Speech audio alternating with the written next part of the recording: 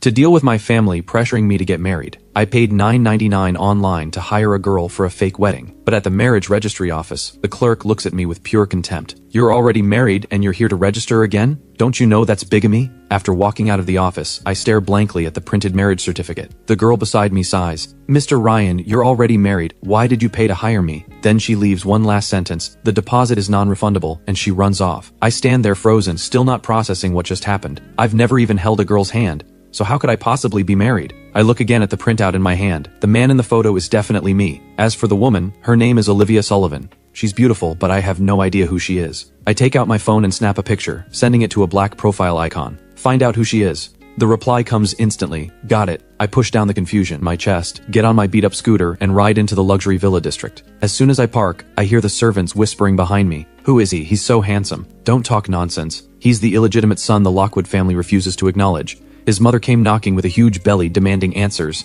That shameless woman even keeps finding excuses to stay in the Lockwood house. But he knows his place. He moved out back in middle school. No clue what brings him here today. I frown and pretend I didn't hear, walking straight into the living room. My mother, Linda, who's been waiting at the door, immediately drags me upstairs in a hurry. Come with me to see your brother first. Oh right, did you get the marriage certificate? I reply flatly. Got it. Good. You need to remember your place. Cindy is your brother's fiancée. A top-tier elite family like hers is something an illegitimate son like you can never dream of. Only your brother is worthy of her. Mockery flashes through my eyes. Cindy chased me for 4 years in college, but on graduation day she ended up with my brother Frank.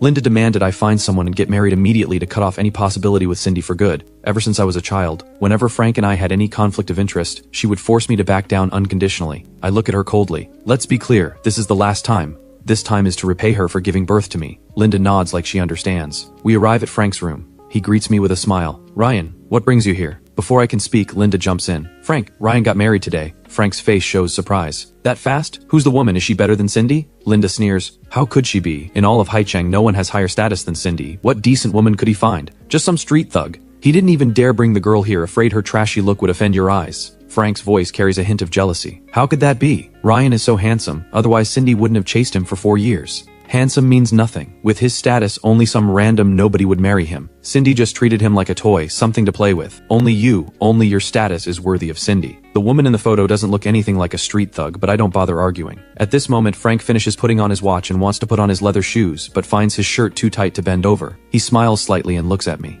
Linda immediately shoves me. You useless thing, how can you still be so clueless? Your brother can't bend down, hurry up and put his shoes on for him. My expression turns cold. You can put them on him yourself. Ryan, what's that attitude? You think you can just fly the coop just because you got married? You're still going to depend on the Lockwood family. Linda raises her voice. If you don't make nice with your brother now, one day you and your wife will come begging him. Besides, the Lockwood family raised you. You should slave away for the Lockwoods. Before I can argue back, my father Richard suddenly appears at the door. An important guest is coming any minute. What are you arguing about? Linda immediately starts complaining tearfully. It's this ungrateful brat. He got his marriage certificate today, and now he doesn't respect me as his mother anymore. Richard looks at me. You got married. Why didn't you let the family arrange someone for you? Do you have the certificate? Let me see it. Facing this stranger of a father showing concern, I pause, then take it out of my bag. The next second, Linda snatches it away. Let me see what your thug of a wife is actually called. Meanwhile, Frank asks curiously, Dad, who's coming? Why are you so nervous? Richard thinks of that person, and instantly feels his home has been blessed with great honor. Then he excitedly says a name. Olivia. Hearing this name, I freeze instantly. Seeing our confused looks, Richard proudly explains, It's normal that you don't know her. She's very mysterious. Even I've never seen her.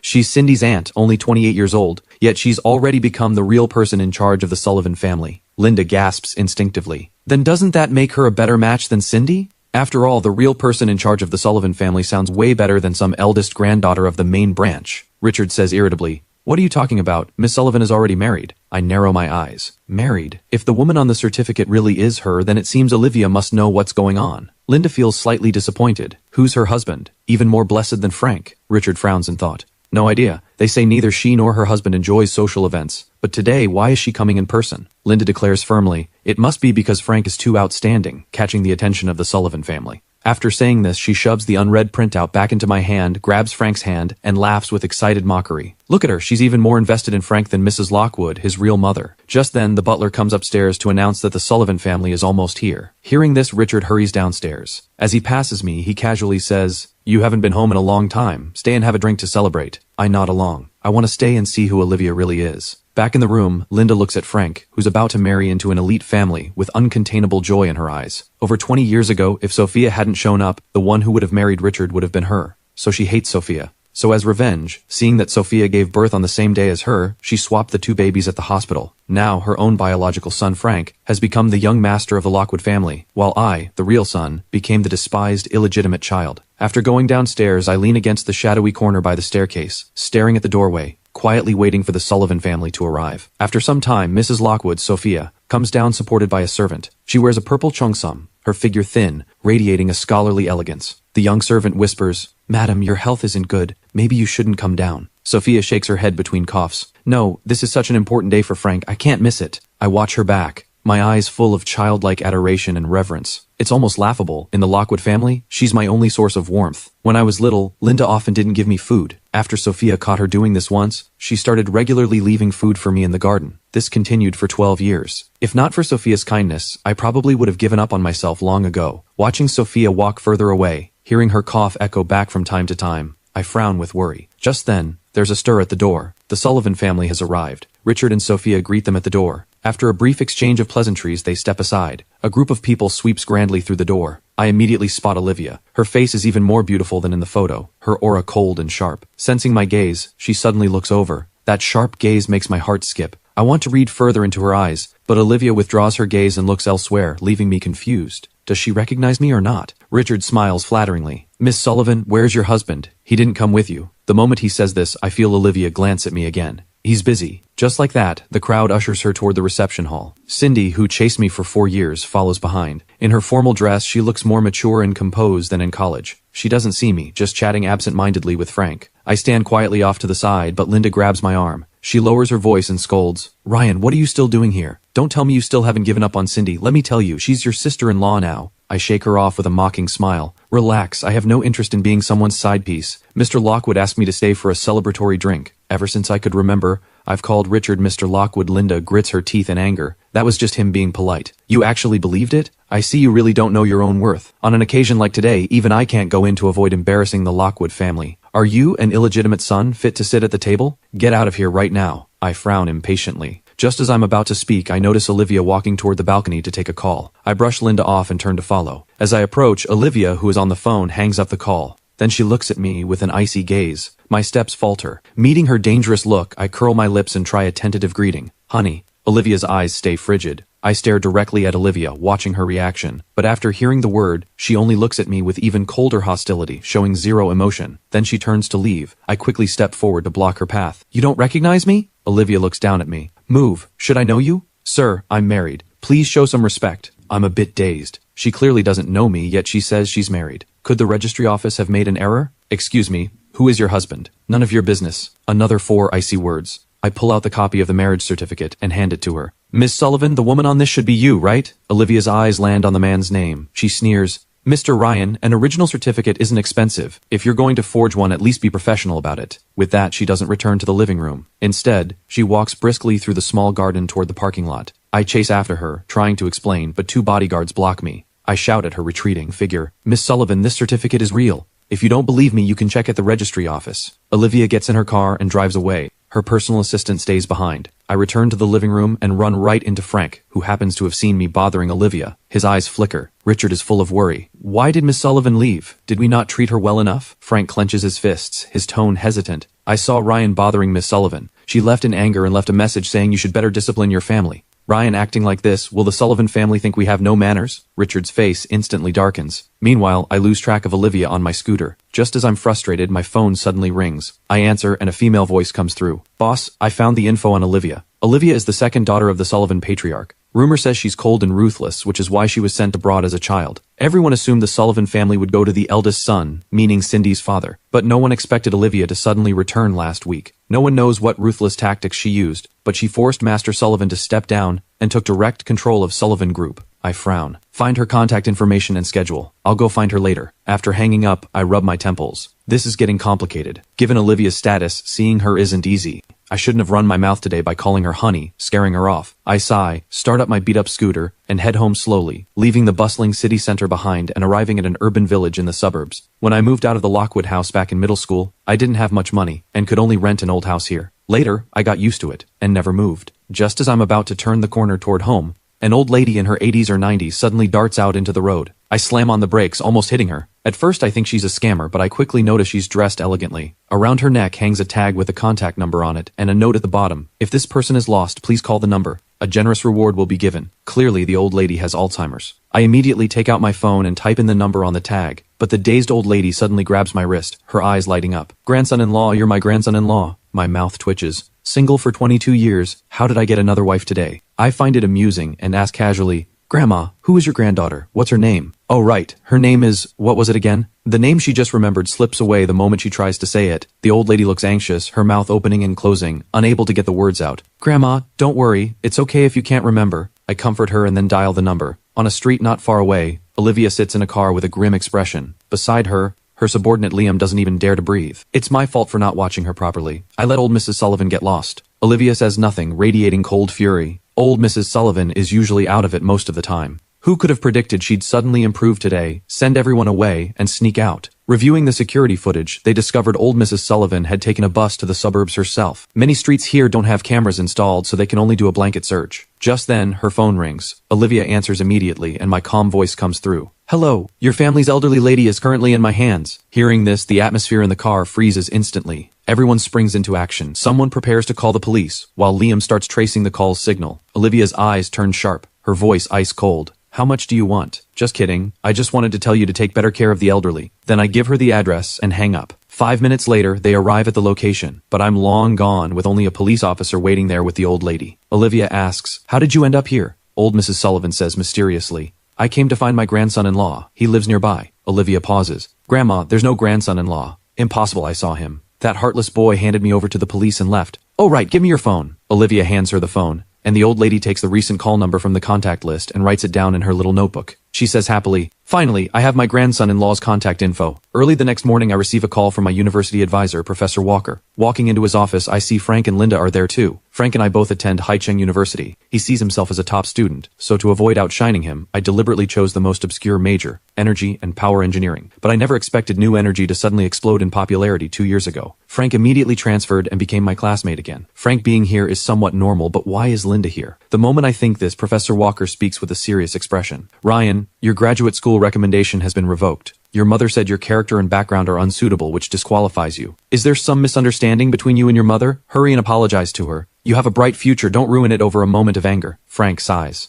Professor Walker, Ryan's mother is doing this for his own good. He turns to me. You offended Miss Sullivan. She announced she'd make you disappear from Haicheng. It takes me a moment to realize Miss Sullivan refers to Olivia, but I only said a few words to her. Besides, when she left yesterday, she didn't seem angry at all. On the other hand, Frank is a habitual liar. While I'm thinking, Frank walks up to me. Ryan, Dad bought you a plane ticket. He wants you to go abroad to lay low, otherwise even the Lockwood family can't protect you. Mockery flashes through my eyes. Isn't he just afraid I'll drag the Lockwood family down? Seeing I won't take it, Frank pulls out a bank card. Are you worried about how to live abroad? This has 50,000 yuan on it. It's living expenses from me personally. Use it for now. If it's not enough, I'll give you more for my allowance later. The young master of the Lockwood family only has 50,000 yuan? I find it laughable. Linda suddenly snatches the bank card. Frank, what are you doing? The Lockwood family buying him a plane ticket is already more than generous. She glares at me and commands, pack your things and leave the country immediately. I've already filed your withdrawal from school. I look at her coldly. What gives you the right to make decisions for me? Because I'm your mother. Besides, with your grades, you probably can't even graduate. You might as well go work abroad and make money sooner. Professor Walker can't help but speak up. Ryan's mother, you've misunderstood. Ryan during his time at school.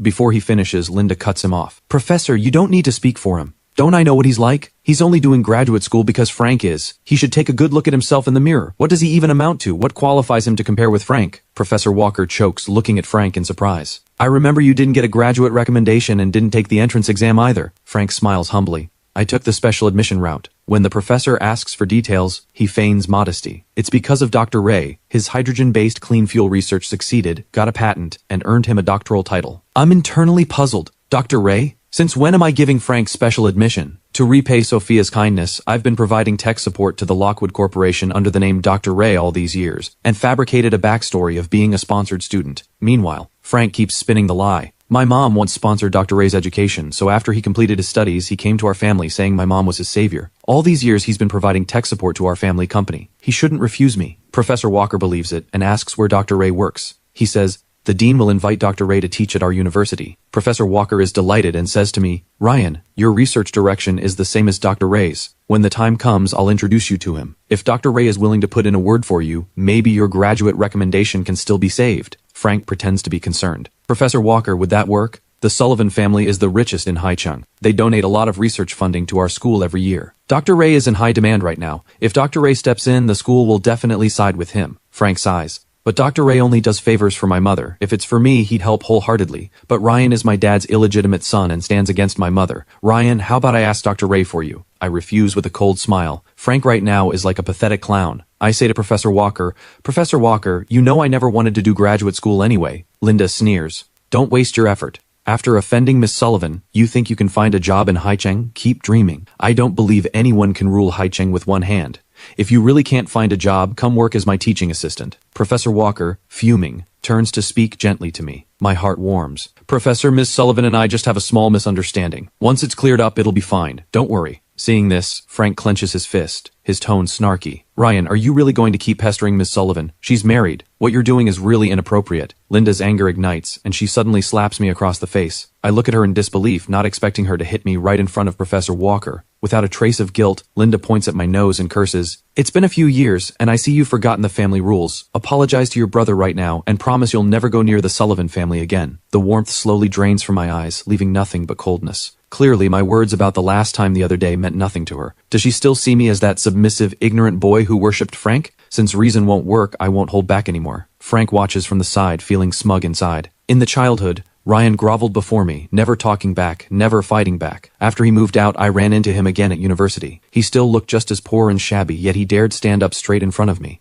A few years without a beating, and he's forgotten his place. Today, let Linda teach him a real lesson. Just as Frank thinks this, I walk slowly up to him. Just as he curls his lips, thinking I'm about to apologize, I suddenly look up and punch him hard in the face. Frank's head spins, momentarily stunned. Linda rushes over, screaming, Ryan, how dare you hit him? I whip my head around, radiating killing intent. Linda freezes in place, shocked by my expression. What are you going to do, you ungrateful brat? I'm your mother. Are you going to kill me? My voice turns icy, each word slow and deliberate. You weren't a kind mother, so don't blame me for being an unfilial son. Don't interfere with my life anymore. If you do anything to me again, I'll repay it twofold on Frank. I withdraw my gaze and bow deeply to Professor Walker, thanking him for taking care of me these 4 years, and saying I'll be back once things are resolved. After leaving those words, I turn and leave without hesitation. Only after I disappear from the room does Linda slowly come back to her senses. The moment I step out of the school gate, Jenny calls me. Boss, I figured it out. I know why Olivia tells everyone she's married yet doesn't recognize you. The Sullivan family looks glorious on the outside, but a family that big has had brutal internal struggles these past few years. Master Sullivan favors the eldest son's family and wants to hand the Sullivan family over to the main branch. Olivia, as the youngest daughter, has been suppressed all along. A few years ago, Master Sullivan picked some unreliable men for Olivia and tried to arrange a marriage. It caused a huge uproar at the time, until Olivia announced she had already registered a marriage with a husband from an ordinary family. Only then did the matter drop. And speaking of this husband, it's quite interesting.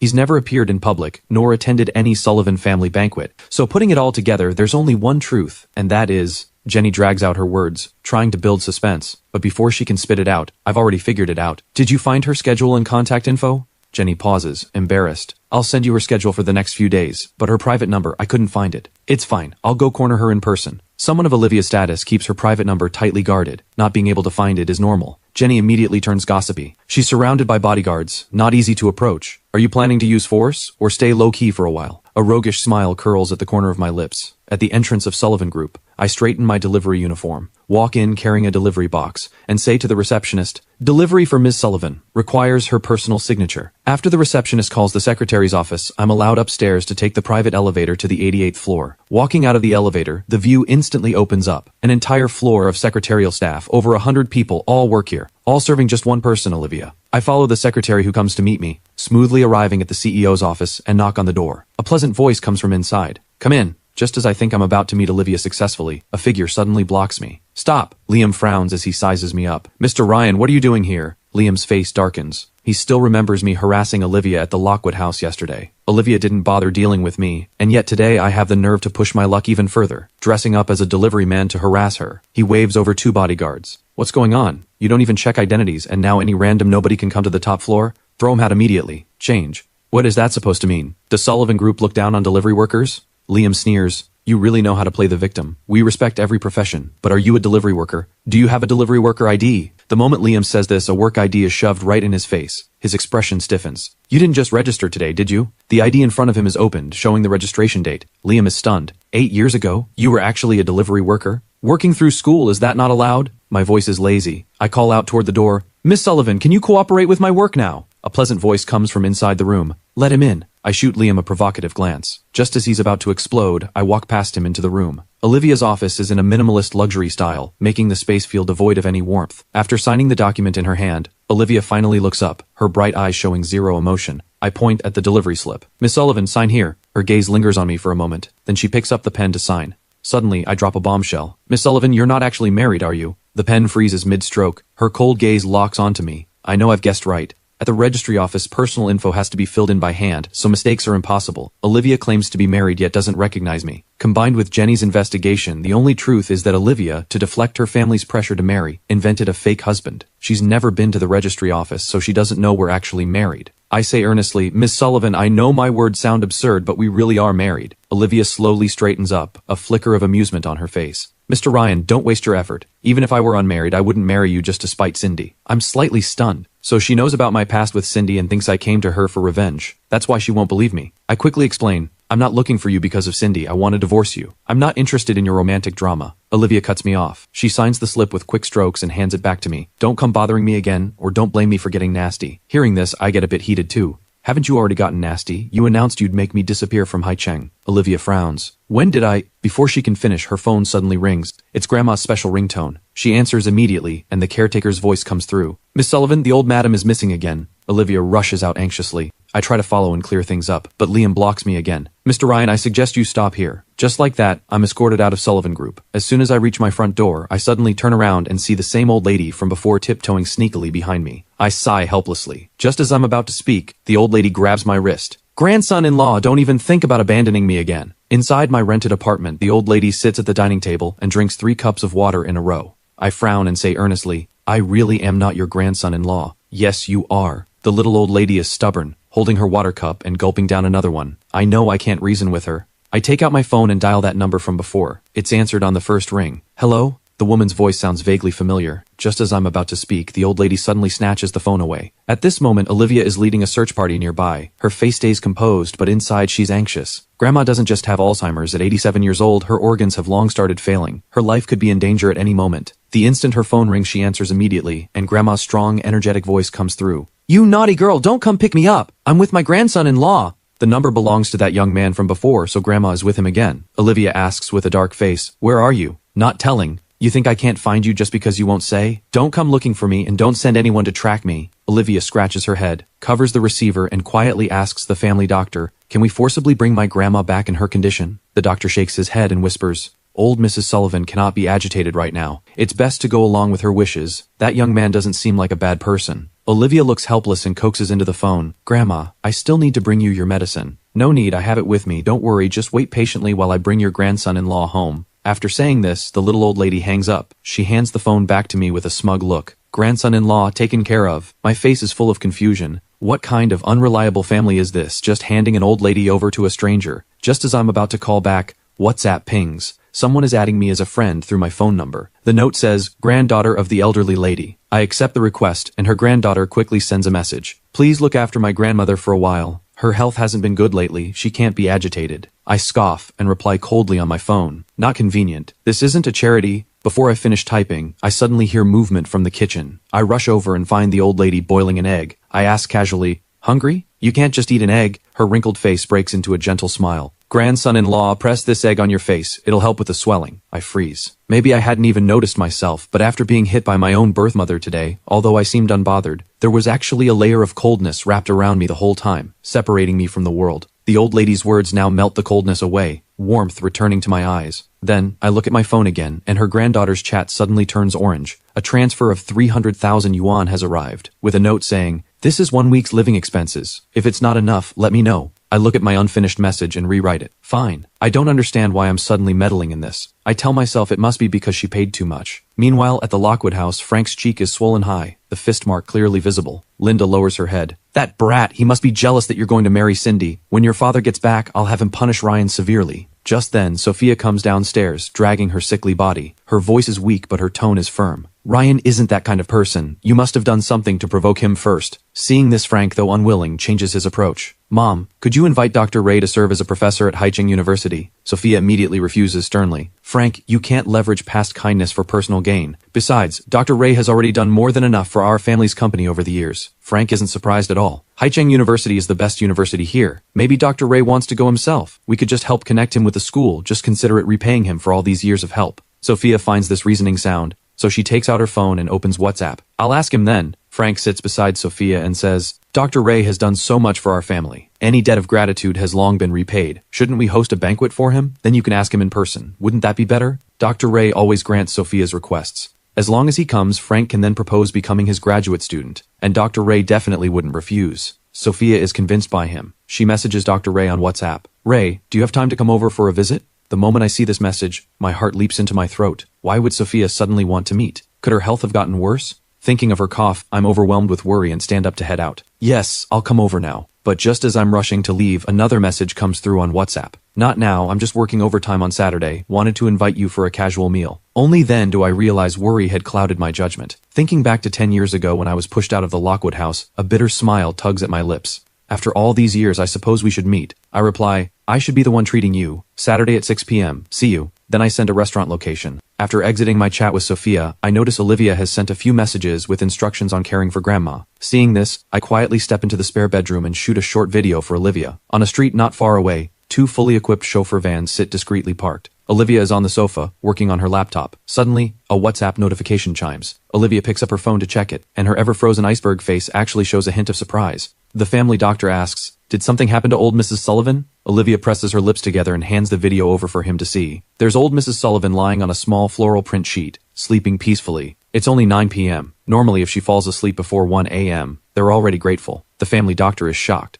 Old Mrs. Sullivan really is different around this young man. If he can stay with her continuously, her health is bound to improve. Olivia's gaze deepens, as if pondering something. The next morning, I receive a message from Olivia. As we go back and forth, Olivia starts feeling like she's chatting with an old friend. She suddenly asks, Can I come visit Grandma tonight? Of course, you're welcome anytime. Then I send her the address. Meanwhile, outside, I'm waiting around bored when a familiar voice suddenly comes from behind. I turn around and meet a familiar face. It's Cindy. The gentle, considerate face I remember is now darkened as she stares at me. In college, I was always alone while Cindy was warm and outgoing, always by my side. She was practically my only friend. But now, our situation is a bit awkward. I hesitate, then say, Did you need something? Cindy sneers. Frank told me about your background. Why did you hide it from me? While I, like a fool, chased after someone like you for 4 years. Was that fun for you? My chest feels like a giant hand is squeezing it hard. I never thought 4 years of friendship could be shattered so easily. I step back to put distance between us, but Cindy steps forward and demands, Don't you have anything to say to me? I let out a mocking laugh. No. I turn to leave. Since she looks down on my background, this friendship isn't worth keeping. My decisive attitude irritates Cindy for some reason. Seeing me walking further away from her, she grabs my wrist without thinking. You can't leave. I turn to look at her. Anything else? Cindy's face tightens, anger rising in her chest. She doesn't understand. She's the one who let go first. How is it that now it feels like she's the one being abandoned? Then I hear her mocking voice. Still working a side job here, so you haven't found a real job yet, right? Why don't you come be my personal assistant? I shake off her grip and coldly refuse. I'm afraid I'm not qualified. But Cindy persists. You don't have to do anything. I have an apartment near my office. You just need to live there and serve my daily needs. 50,000 yuan a month. Is that enough? My eyes turn cold instantly. You want me to be your kept man? Cindy scoffs. You're definitely qualified for that. After all, your mother was a side piece herself. You've been steeped in it since childhood. Call it a family tradition. I'm sure you'll be a pro. Hearing this, I throw her to the ground and look at her coldly. Enough. But after standing up, she laughs instead of getting angry. I'll give you time to think it over. Change your mind. Come find me anytime. After leaving these words, Cindy walks away. I laugh at myself bitterly. That evening, Olivia leaves work on time and arrives at the old suburban neighborhood, carrying medicine in her hand. She knocks on the door at the WhatsApp address. Seeing Grandma looks healthy, only then does Olivia look around. Although it's just a 60 square meter 2-bedroom apartment, it's clean and cozy. But the sound of running water comes from the bathroom. Someone is showering. Olivia withdraws her gaze as if shocked. The family doctor follows behind her, about to enter, when she stops him. "Give me the equipment, wait in the car." Olivia quickly checks Grandma's blood pressure, blood sugar, heart rate, and so on. Maybe because Grandma slept well last night, all the readings are remarkably healthy. Old Mrs. Sullivan proudly, "My grandson-in-law takes such good care of me." Seeing is believing. Olivia finally relaxes. Her gaze drifts toward the bathroom one more time before she finally packs up the equipment. "Since you're fine, I should be going." Old Mrs. Sullivan is taken aback. "You're not staying for dinner? My grandson-in-law cooks really well. It's not convenient." Olivia sets down the medical equipment. "Leave this here." Old Mrs. Sullivan's eyes shift. "Take it away. My grandson-in-law doesn't know how to use it, and I don't want Dr. Fang coming here. I want you to come check on me every day." Just as Olivia is about to say something, the water in the bathroom suddenly stops. She immediately stands up, grabs the medical case, and rushes out flustered. "I'm leaving. I'll come back tomorrow." The moment the door closes, I walk out of the bathroom fully dressed. "Where's your granddaughter?" "She left and she said it was not convenient. She's just too proper, always pulling that long face." "Grandson-in-law, is that why you don't like her? She can change those things." "I'm not your grandson-in-law." "Yes, you are." I feel utterly helpless. Over these past 2 days, I've found the old lady incredibly sweet, always going along with whatever I say, except on this one matter where she's completely stubborn. A few days later, the old lady suddenly says she wants to go home to get some clothes, so I message the granddaughter and ask for the address. But the moment I open the location, I freeze. Estate number 1. Isn't this the Sullivan family compound? The most famous wealthy district in Haicheng. I thought the little old lady lived in one of those smaller villas. I didn't dare think it could be the Sullivans. But after arriving at the destination, I look up at the imposing antique-style black gate carved with exquisite patterns and ask hesitantly, "Grandma, is this your home?" The little old lady looks drowsy, her eyes a bit blank. "Grandson-in-law, I can't remember." Helplessly, I message the granddaughter. She replies instantly, "Wait there, I'll be right over." Not long after, a luxury car stops in front of us. Frank and Linda get out of the back seat and rush toward us. Linda's brow knits tightly. "Ryan, it really is you. What are you doing here?" She came today as Frank's chaperone to visit the Sullivans. From a distance, she had spotted someone lingering at the Sullivan gate. She never expected it to actually be me. Frank looks at the closed Sullivan gate. "Ryan, are you here harassing Miss Sullivan again?" The moment he says this, Linda explodes. "You worthless animal, don't you know what today is? Get out of here right now. If you ruin Frank's engagement, I won't let you off." Although I'm sick of them with the old lady here, I don't want to clash. So I suppress my annoyance and explain, "I'm bringing an elderly lady home. We took a wrong turn." Frank blurts out instinctively, "Is this your wife's grandmother? How could she live in this neighborhood?" I shoot back, "Why couldn't she?" Linda starts cursing at me viciously. "Stop pretending, like your dirt poor wife's grandmother could live here." She turns to the little old lady. "Hey old hag, tell me then, which villa number do you live in?" I frown and am about to speak, when the little old lady suddenly stands up. "I remember now. I live here. Grandson-in-law, come home with me." She pulls my hand and walks toward the Sullivan gate. The gate is still about 100 meters away, but we barely take 2 steps before Frank speaks up. "Ryan, you found all these excuses just so you could use the old lady as a shield to get into the Sullivan house." My footsteps falter, and I look sharply ahead at the Sullivan estate. When I saw this imposing gate, I had a vague suspicion in my mind, but I simply can't connect the polite granddaughter on WhatsApp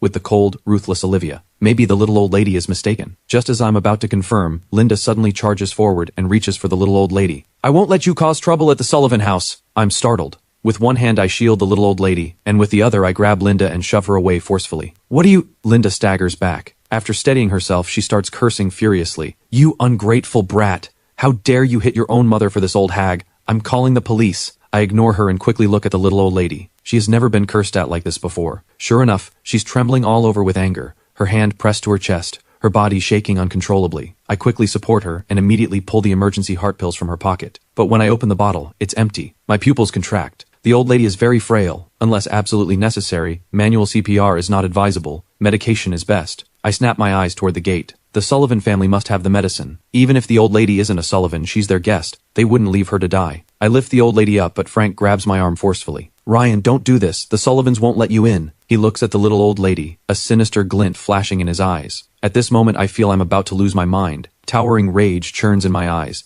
I kick him to the ground, but the next moment my leg is tightly gripped. Linda sits on the ground, shamelessly clinging to me with all her strength. I'm trembling with fury. With the little old lady in my arms, I can't break free for the moment. Just then, a black car slowly pulls up. Olivia steps out and demands sharply, "What are you all doing?" Frank quickly speaks up. "Miss Sullivan, it's Ryan. He insisted on bringing a dying person to the Sullivan estate to pull a scam. It's my fault for not stopping him." Hearing this, Olivia sees that the person I'm holding is her grandma. Her pupils contract sharply, and she strides toward us. Grandma is the person closest to Olivia, but her health has been declining for years, and Olivia is clearly panicking to the extreme. I don't have time to explain. I quickly say, the old lady is having a heart attack. The pills she carries just ran out. If we get her medication in time, she'll be fine. Olivia presses her lips together, takes her grandma from me, and rushes into the Sullivan estate without looking back. I can't follow because Linda is still clinging to my leg. Frank is still suspicious about the old lady's identity, but Linda lets go of me, dusts herself off, and sneers. So that's what he's banking on, bringing that old hag to crash the Sullivan gate. Just then, the Sullivan gate opens and Cindy walks out. Frank's face turns ingratiating.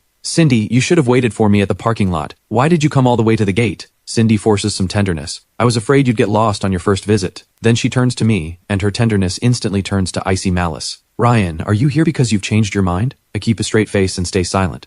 If you changed your mind, you could have just called. Who said you could come to the Sullivan estate? Can an illegitimate son like you even step through this gate? Cindy lets out a cold laugh. But if you really want to go in and take a look, that's possible too. Cindy, you're misunderstanding, Frank cuts in. Ryan is waiting for his wife's grandmother. The old lady just had a heart attack and was carried in by Miss Sullivan. Cindy's eyes turn red instantly. She grits her teeth. What wife? Ryan, who is that woman? I look at her mockingly. Cindy, who my wife is has nothing to do with you. Nothing to do with me. Let's see who dares marry you without my approval. Frank quickly answers. According to Ryan's mother, she's some street thug girl. Cindy clenches her fists. So this is how you ruin yourself. Fine. An illegitimate son and a thug. A perfect match. Frank keeps adding fuel to the fire. Ryan can't accept it either. That's why he keeps pestering Miss Sullivan. I sneer coldly. Frank, you call yourself the young master of the Lockwood family, yet your mind is full of nothing but dirty thoughts. Is that all you've got? Hearing this, Frank's expression stiffens. He clenches his fists. I know you want to get revenge on me and Cindy, but Miss Sullivan has long been married. You shouldn't destroy someone else's marriage. Cindy is furious hearing this. She has been waiting for my call these past 2 days, thinking that if I came back begging, she might let me off the hook, but she didn't expect that I'd already got married. Realizing this, she's instantly enraged. I knew it. How else could your wife's grandmother have collapsed at my doorstep? Turns out you came for my aunt. Ryan, how shameless can you be? She's furious. She points at me and tells the gatekeeper, got a good look? Remember this face. He's never to set foot in the Sullivan estate again. Frank lowers his head, the corner of his mouth lifting in triumph. It seems the Sullivan family, Cindy still has half the say. However, the next moment the Sullivan family butler steps out through the gate. His gaze sweeps across everyone. Then he comes to me. Mr. Ryan, Miss Sullivan invites you inside. Frank freezes. Cindy stares in shock. I raise my head and look at the gatekeeper with a half smile. So, can I go in now? The gatekeeper cautiously glances at Cindy, then opens the gate without hesitation. He knows clearly who really runs the Sullivan family. After entering the house, Cindy and Frank follow behind. Linda glares at me. Miss Sullivan probably just wants you to pick up your grandmother. Once you've got her, be smart and leave quickly. Don't go dirtying the Sullivan's carpet. With these words, the group enters the living room together. They immediately see old Mrs. Sullivan sitting in the main seat on the sofa. The little old lady glares. You wicked woman, who are you calling an animal? She's changed into luxurious clothing, but her complexion still looks poor. Olivia sits coldly to her left. Linda stands frozen in place. Frank's legs go weak, and he nearly collapses to the ground. Luckily, Cindy catches him. What's wrong? Frank's hands are trembling. He suddenly lets out a bitter laugh. Ryan, why did you lie to us? Telling us old Mrs. Sullivan was your wife's grandmother, making us disrespect her. Instantly, I feel several suspicious gazes turn on me. Linda quickly catches on. You knew old Mrs. Sullivan has Alzheimer's, yet you dared to deceive her. Who do you think the Sullivan family is? Kneel down and apologize right now. My eyes darken. Is she trying to pin everything on me? That way Frank can clear his name. What a clever trick. Crash! A teacup flies through the air, thrown by old Mrs. Sullivan, hitting Linda square on. Scalding tea spills all over her, but Linda doesn't dare scream. You bastard! Old Mrs. Sullivan snaps. He is my grandson-in-law! Linda, enduring the burning pain, says, Madam, you've been deceived by him. I'm absolutely certain his wife is just a thug. No need to argue, just ask the person involved. Cindy's mother May speaks up. Olivia, is he really your husband? I silently look at Olivia, and then hear the expected answer. No. What an ungrateful, treacherous woman. Anger flashes in my eyes. Frank's face shows delight, letting out a sigh of relief. Linda sneers. I knew this was all Ryan's doing. I let out a cold laugh, and am about to speak, when Olivia's voice rings out again. Grandma mistook him, so I asked Mr. Ryan to help look after Grandma for a while. Everyone falls silent. Nobody expected this. After a long moment, Frank lowers his head. So that's what happened. Ryan, why didn't you tell us the truth? If you had, this misunderstanding wouldn't have happened. Mr. Frank. Olivia leans back on the sofa, her posture casual but her words carrying strong authority. Hiding behind others and shifting blame when things go wrong. Is this how the Lockwood family teaches the young generation? Old Mrs. Sullivan is prompted by these words and immediately fumes. You think I'm losing my mind and can't see through your little tricks? Making mistakes without remorse and trying to shift the blame onto others, you two are utterly shameless. Old Mrs. Sullivan looks straight at Cindy. Call off the engagement. I refuse to acknowledge your husband. Frank's body shakes. The marriage he worked so hard to secure can't end like this. He turns to Cindy, only to see her staring blankly at me, clearly still not over the shock of me being married. Frank clenches his fists, lowers his head, and walks up to Cindy. Cindy, it's my fault. Don't worry. Even if the engagement is called off, I'll still introduce you to that person I promised. Cindy snaps back to her senses. Frank still needs to introduce Dr. Ray to her. In current new energy field, Dr. Ray is one of the top figures. She quickly says to old Mrs. Sullivan, "Great-grandma, Frank didn't know any better. Please forgive him. Besides, both families have already exchanged betrothal gifts. Calling off the engagement would be very inappropriate." Old Mrs. Sullivan gives her a long, deep look. Whatever. After all, Cindy's parents will decide what to do about her matters. She doesn't want to be involved further, but Cindy's mother smiles. "Grandma, did you forget the engagement gift?" Hearing this, old Mrs. Sullivan lowers her eyelids. "I'll have someone transfer $180,000 to Cindy." Cindy's mother's face stiffens. "But didn't you previously say you'd give the young couple 2% of the shares, worried they'd be tight on money as newlyweds?" If you ask who's the richest person in the Sullivan family, it would definitely be old Mrs. Sullivan. She comes from an elite family in the capital with a generous dowry, and she also controls 20% of the Sullivan family shares. Cindy's mother had long planned to squeeze a fortune out of her through this marriage. It was all agreed upon, but old Mrs. Sullivan changed her mind at the last minute. Old Mrs. Sullivan gives her a half smile. "I'm not satisfied with Cindy's husband, so I'm not giving it." Frank turns pale, feeling utterly humiliated. The Sullivan family has many servants, word will surely spread. Soon all of Haicheng will know he was rejected by old Mrs. Sullivan. Elite families value face above all, and old Mrs. Sullivan has stomped his pride into the dirt today. But old Mrs. Sullivan doesn't care about any of this. After saying her piece, she pulls me along, taking Olivia to her courtyard. Then she makes an excuse to leave, asking Olivia to take good care of her grandson-in-law before hurrying off with her people. In the blink of an eye, only Olivia and I are left in the courtyard. In the night, Olivia and I stand side by side. Just as I'm hesitating about how to start, Olivia suddenly looks at me with veiled disdain. "You've got terrible luck!" Not to be outdone, I look at her just as seriously. "Silly girl!" Olivia's face turns dark. She didn't expect that I had charmed Grandma into telling me even this, confirming that my motives are impure. Grandma latching onto him might be an accident, with no signs of scheming. But this man kindly taking Grandma in,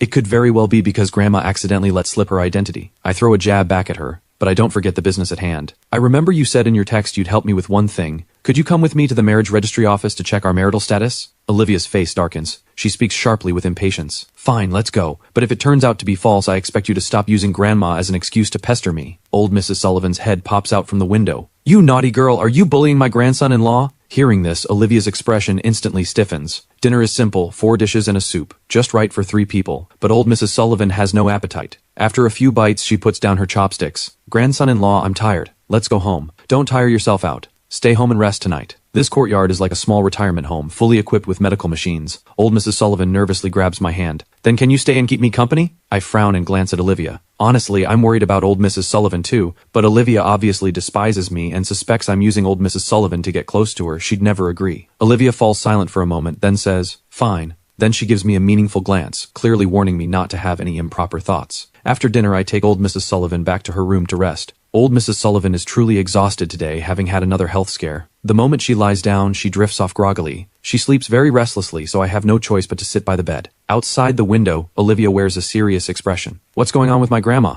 The family doctor once studied psychology. He sighs. "Although I don't know why old Mrs. Sullivan has fixated on this young man, I can more or less guess why she's so anxious, so afraid that her grandson-in-law will leave." Then the family doctor glances at Olivia. "Old Mrs. Sullivan probably feels she won't make it through this year. She's afraid that once she's gone, you'll have no one to bond with. The grandson-in-law is the only one she can leave behind to keep you company." Olivia freezes slightly, dark eyes churning with emotions she can't suppress. After a long time, she calms down again. She stands in the moonlight, as if about to merge completely with the darkness behind her. After who knows how long, she suddenly turns around and strides toward the main house. Frank is having a very difficult meal because he just lost 2% of the shares. Cindy's mother May is very dissatisfied, her words full of veiled jabs. "Isn't Ryan supposed to be your family's illegitimate son? How is it that he can charm old Mrs. Sullivan but you can't?" Frank can only lower his head and apologize. "Auntie May, I'm not as sweet-tongued as Ryan when it comes to flattery." May sneers. "I don't care what method you use, you'd better get those 2% shares back for me, or forget about marrying into the Sullivan family." Frank can't voice his frustrations. He finally finishes dinner. He's finally able to take his leave, but before he can go, Olivia returns. The moment she walks in, she brings overwhelming pressure into the room. Her gaze sweeps over the lavish dinner, and her expression grows even darker. "Grandma didn't eat anything tonight, yet you're all here enjoying yourselves."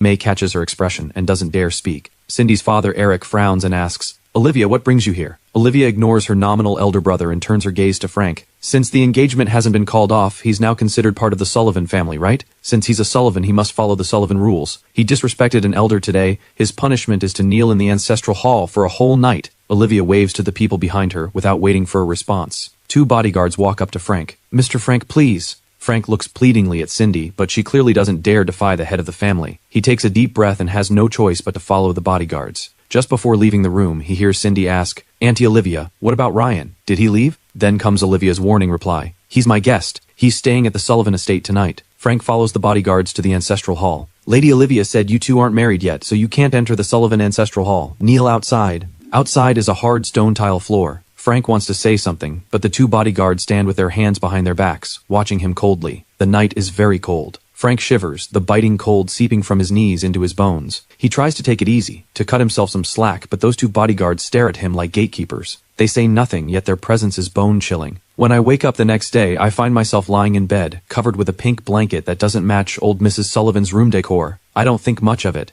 After getting up and washing, I join old Mrs. Sullivan and Olivia for breakfast. On the table sits a plate of fried sugar cakes. Old Mrs. Sullivan immediately reaches for one. Olivia frowns. Grandma, your blood sugar is high. You shouldn't eat such oily and sugary food. Just as she's wondering how to stop Grandma, she hears me say calmly, Grandma, this sugar cake isn't good for you. Then the greedy, stubborn little old lady puts the sugar cake into my mouth instead. She smiles ingratiatingly. Grandson-in-law, I picked this one for you. Olivia studies me with a scrutinizing gaze, not understanding why Grandma listens to me so much. I eat the sugar cake without hesitation, then look at Olivia. By the way, when we go to the marriage registry office later, you need to bring your ID card and household registration booklet. Old Mrs. Sullivan asks curiously, what are you going to the registry office for? We lost the marriage certificate. But to our surprise, the moment I say this, old Mrs. Sullivan speaks up. It's not lost. She hurries into the bedroom and quickly brings out 2 red marriage certificates, handing them to Olivia and me. I stare at the marriage certificate in my hand in shock, suddenly realizing old Mrs. Sullivan called me grandson-in-law the very first time we met. She has known all along that we were married. I feel like I've grasped a thread of the truth. I immediately ask, Grandma, why is this marriage certificate with you? Old Mrs. Sullivan freezes, her eyes becoming a bit hazy. I can't remember. Then how did Miss Sullivan and I get married? Old Mrs. Sullivan keeps shaking her head. I don't remember. I'm getting a bit anxious. Grandma, think harder. Enough. Olivia snaps in a low voice, stepping forward to block me from old Mrs. Sullivan. She looks at me with cold detachment. Ryan, this certificate is real. Next, are you going to say there's no need to go to the registry office? So this was your goal all along. First you used the legitimate pretext of going to the registry office to pester me, then trick Grandma into producing this fake certificate to make her believe it. I sense a faint killing intent in her tone, and I find it utterly baffling. We don't have to go today after all. Divorce isn't something you settle with one trip to the registry office. For 2 years we've been legal spouses with many asset division issues, so we need to sign a divorce agreement first. No. Olivia finishes and watches me carefully, only to see me pause briefly before reluctantly saying, suit yourself. Is his acting just this good, or is this marriage certificate actually real? Olivia suddenly feels uncertain. She simply picks up the marriage certificate and heads out first. Wait for me in the parking lot.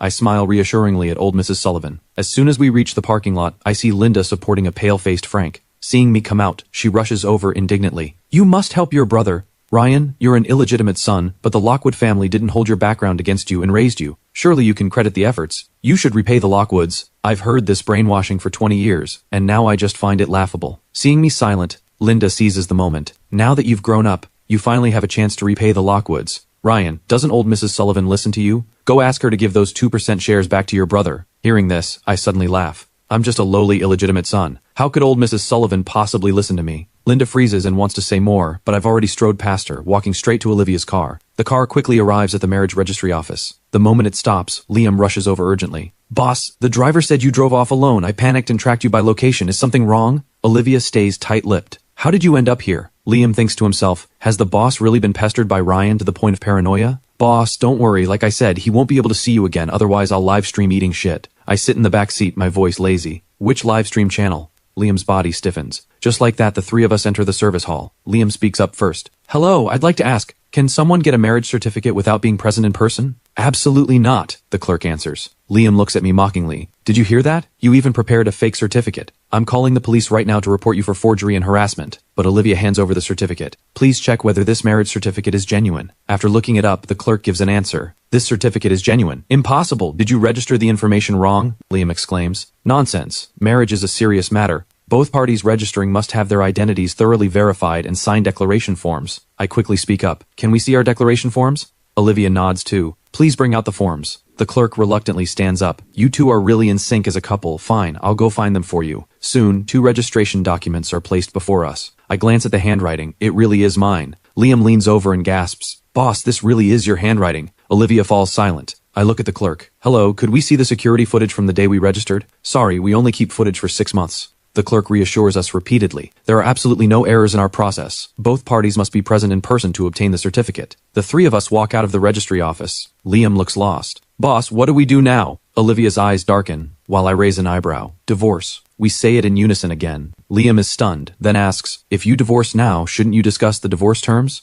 I'll have my lawyer contact you. Talk to my lawyer. Olivia and I speak in unison for the third time. I laugh and simply say, how about this? We each have our lawyers draft an agreement. We look them over first, and if there are issues, the lawyers can negotiate. Liam scoffs. Someone like you can afford a lawyer? But Olivia nods in agreement. I ignore Liam and take out my phone. Miss Sullivan, let's add each other on WhatsApp, so it'll be easier to stay in touch. Olivia gives me a meaningful look and opens her quick response code. I scan it, and the chat box pops up with the contact note clearly displayed. Silly granddaughter. Her face darkens instantly. I'm embarrassed too. I forgot we'd already added each other. Facing her dark expression, I clear my throat. The contact note was just random. I quickly change the note to silly girl, leaves a see you later, and hails a cab. In the car, I call Jenny. Find me the best divorce lawyer. She absolutely cannot take a single cent from me. Boss, what exactly is the deal with your marriage? You can't both have amnesia. I sigh. One person definitely knows what's going on. Is it old Mrs. Sullivan? I frown. The Alzheimer's clinical trial drug needs to speed up, or we won't make it in time. When I get home, old Mrs. Sullivan is actually waiting at my door with a suitcase. Grandson-in-law, you're back. I brought lots of clothes. I pause, then break into a helpless smile. That very day, Haicheng's most famous law firm receives 2 anonymous commissions with strikingly identical demands. The other party cannot take a single cent. The junior lawyer grumbles, I've never seen such ruthless spouses. But the lawyer laughs cheerfully. One contract earns double the fees, send them to the clients. Later,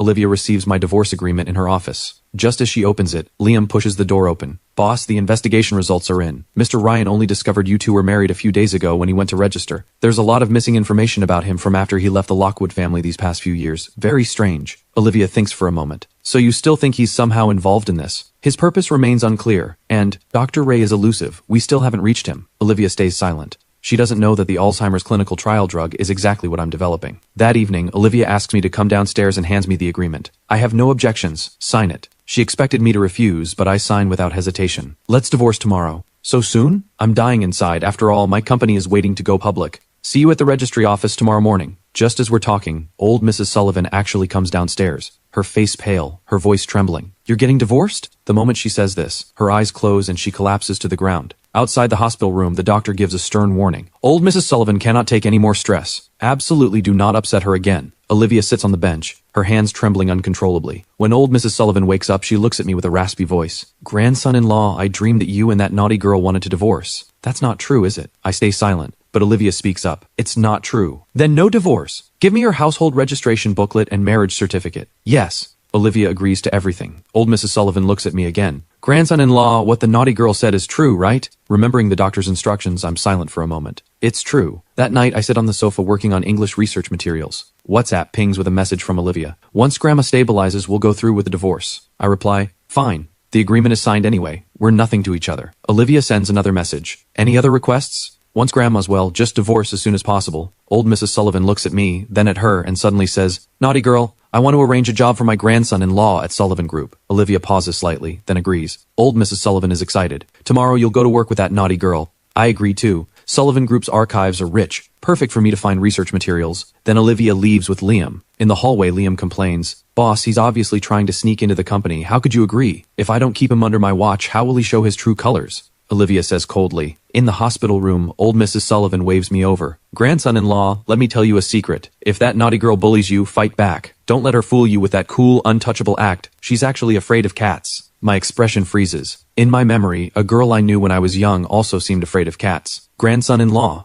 do you prefer cats or dogs? I suddenly realize I used to like cats too when I was a kid. But an older girl didn't like them, so I stopped liking them too. I quickly compose myself. Why is old Mrs. Sullivan asking this question? The next day, on the top floor of Sullivan Group, a cute puppy wags its tail and circles around me. Liam is speechless. The job old Mrs. Sullivan arranged for Mr. Ryan, why is it taking care of this little puppy? Olivia doesn't quite understand either. My job is literally playing with a dog? This is absurd. She commands, take them to the new energy R&D department, team 1 for onboarding. This was already arranged. The new energy R&D department is the future of the company. She's placing me there to see what slip-ups I might make. I don't mind. I pick up the puppy and follow Liam. Does it have a name? Old Mrs. Sullivan wants you to give it one. I glance at Olivia's dark face. Let's call it Kitty. The new energy R&D department is on the 38th floor. In the elevator, Liam says, Mr. Ryan, most of the staff in Sullivan Group's R&D department are PhD students. The lowest are master's students from top universities. You're the first undergraduate. Learn well from your seniors here. It'll greatly benefit your future. The boss arranged this specifically for you. Of course, no need to be eternally grateful.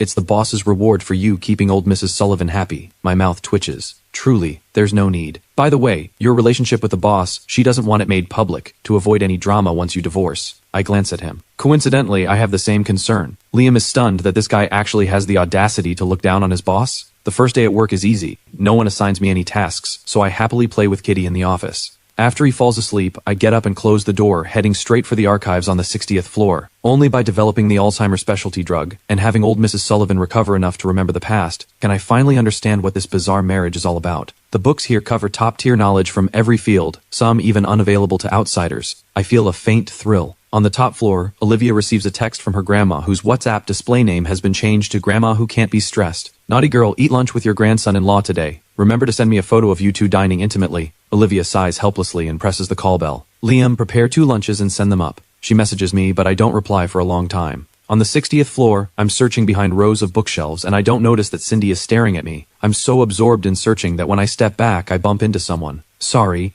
I turn around only to see Cindy staring at me with a complex expression. Ryan, are you going to all this trouble to please great-grandma just to get close to Auntie Olivia? My expression turns cold instantly. None of your business. Auntie Olivia has never been interested in men all these years. Don't think you can seduce her with that face of yours. She's not that shallow. Look, she just tossed you some meaningless job to brush you off. I scoff. So you're saying when you chase me for so long, it's because you're shallow? Cindy's eyes turn red. I know you hate me for marrying Frank, but I had no choice. Elite marriages involve many considerations. My mother already agreed to let me be with an ordinary person, but given your background, no matter what, I could never marry an illegitimate son. Otherwise, how would I face the Sullivan family? And I'd become the laughingstock of Haicheng. I withdraw my gaze. Thanks for not marrying me. Just as I'm about to leave, Cindy blocks my path. I can arrange for you to work in my team. I'll find someone capable to mentor you. I know you're competitive. You're so smart, you'll definitely learn quickly. Hearing this, I cut off her chatter. What's the condition? Divorce your wife and come with me. Cindy can't accept sharing me with another woman. Just thinking about it drives her mad. I respond coldly, you're not worthy. Why do you love that thug wife of yours so much? Believe me, I can give her some money or hire someone to threaten her, and she'll abandon you. How could she ever compare to me? Hearing this, I look coldly at Cindy. I didn't want to crush your ego, but since you insist on digging deeper, let me tell you, my wife is prettier than you, and her figure is better too. After leaving these words, I turn to leave and see Olivia at the corner. I fall silent, and so does she. Meanwhile, Cindy behind me, eyes dark, picks up her phone and calls Frank. Aren't you having lunch with Dr. Ray tomorrow afternoon?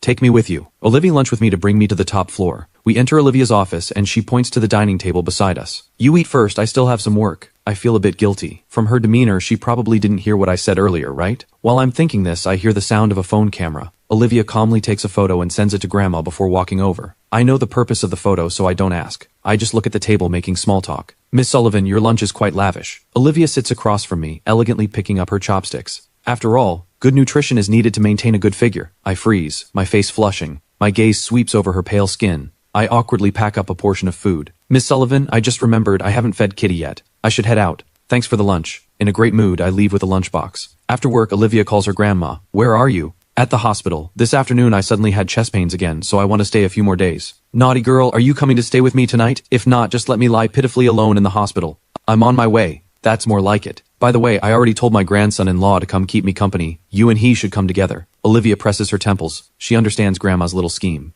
She messages me. I'll pick you up after work to go to the hospital. I reply quickly. No need. I already took a cab and I'm on my way. Although she wanted to keep her distance. Seeing me so determined to avoid her, Olivia's displeasure inexplicably grows. I carry the puppy into the inpatient ward. Not far away, Mrs. Lockwood has just finished a checkup, with Frank supporting her arm. That's Ryan, isn't it? How is he in the hospital? Is he sick? Mrs. Lockwood asks hesitantly. Frank is furious inside. Old Mrs. Sullivan doesn't allow any visitors, yet she lets Ryan stay with her. His eyes flicker. He must be visiting old Mrs. Sullivan. Ryan is quite filial. Yanni Nancy frowns. Filial my foot. He's never come to visit Madam. Madam, you're still defending him. Young Master Ryan is an ungrateful brat. He probably forgot about you long ago. Frank chimes in. I heard Miss Sullivan got him a job at Sullivan Group, so that's why he's repaying old Mrs. Sullivan. Nanny Nancy scoffs. Madam raised him. The kindness of raising someone is greater than the heavens, yet he never repays Madam. That's enough. Stop it, Mrs. Lockwood says, stopping them. Frank feigns a sigh. Mom, you're right. But some people do repay even the smallest kindness with great generosity, like Dr. Ray. Mom only gave him a bit of money, yet he's helped our family so much over the years. 3 years ago when the company nearly went bankrupt,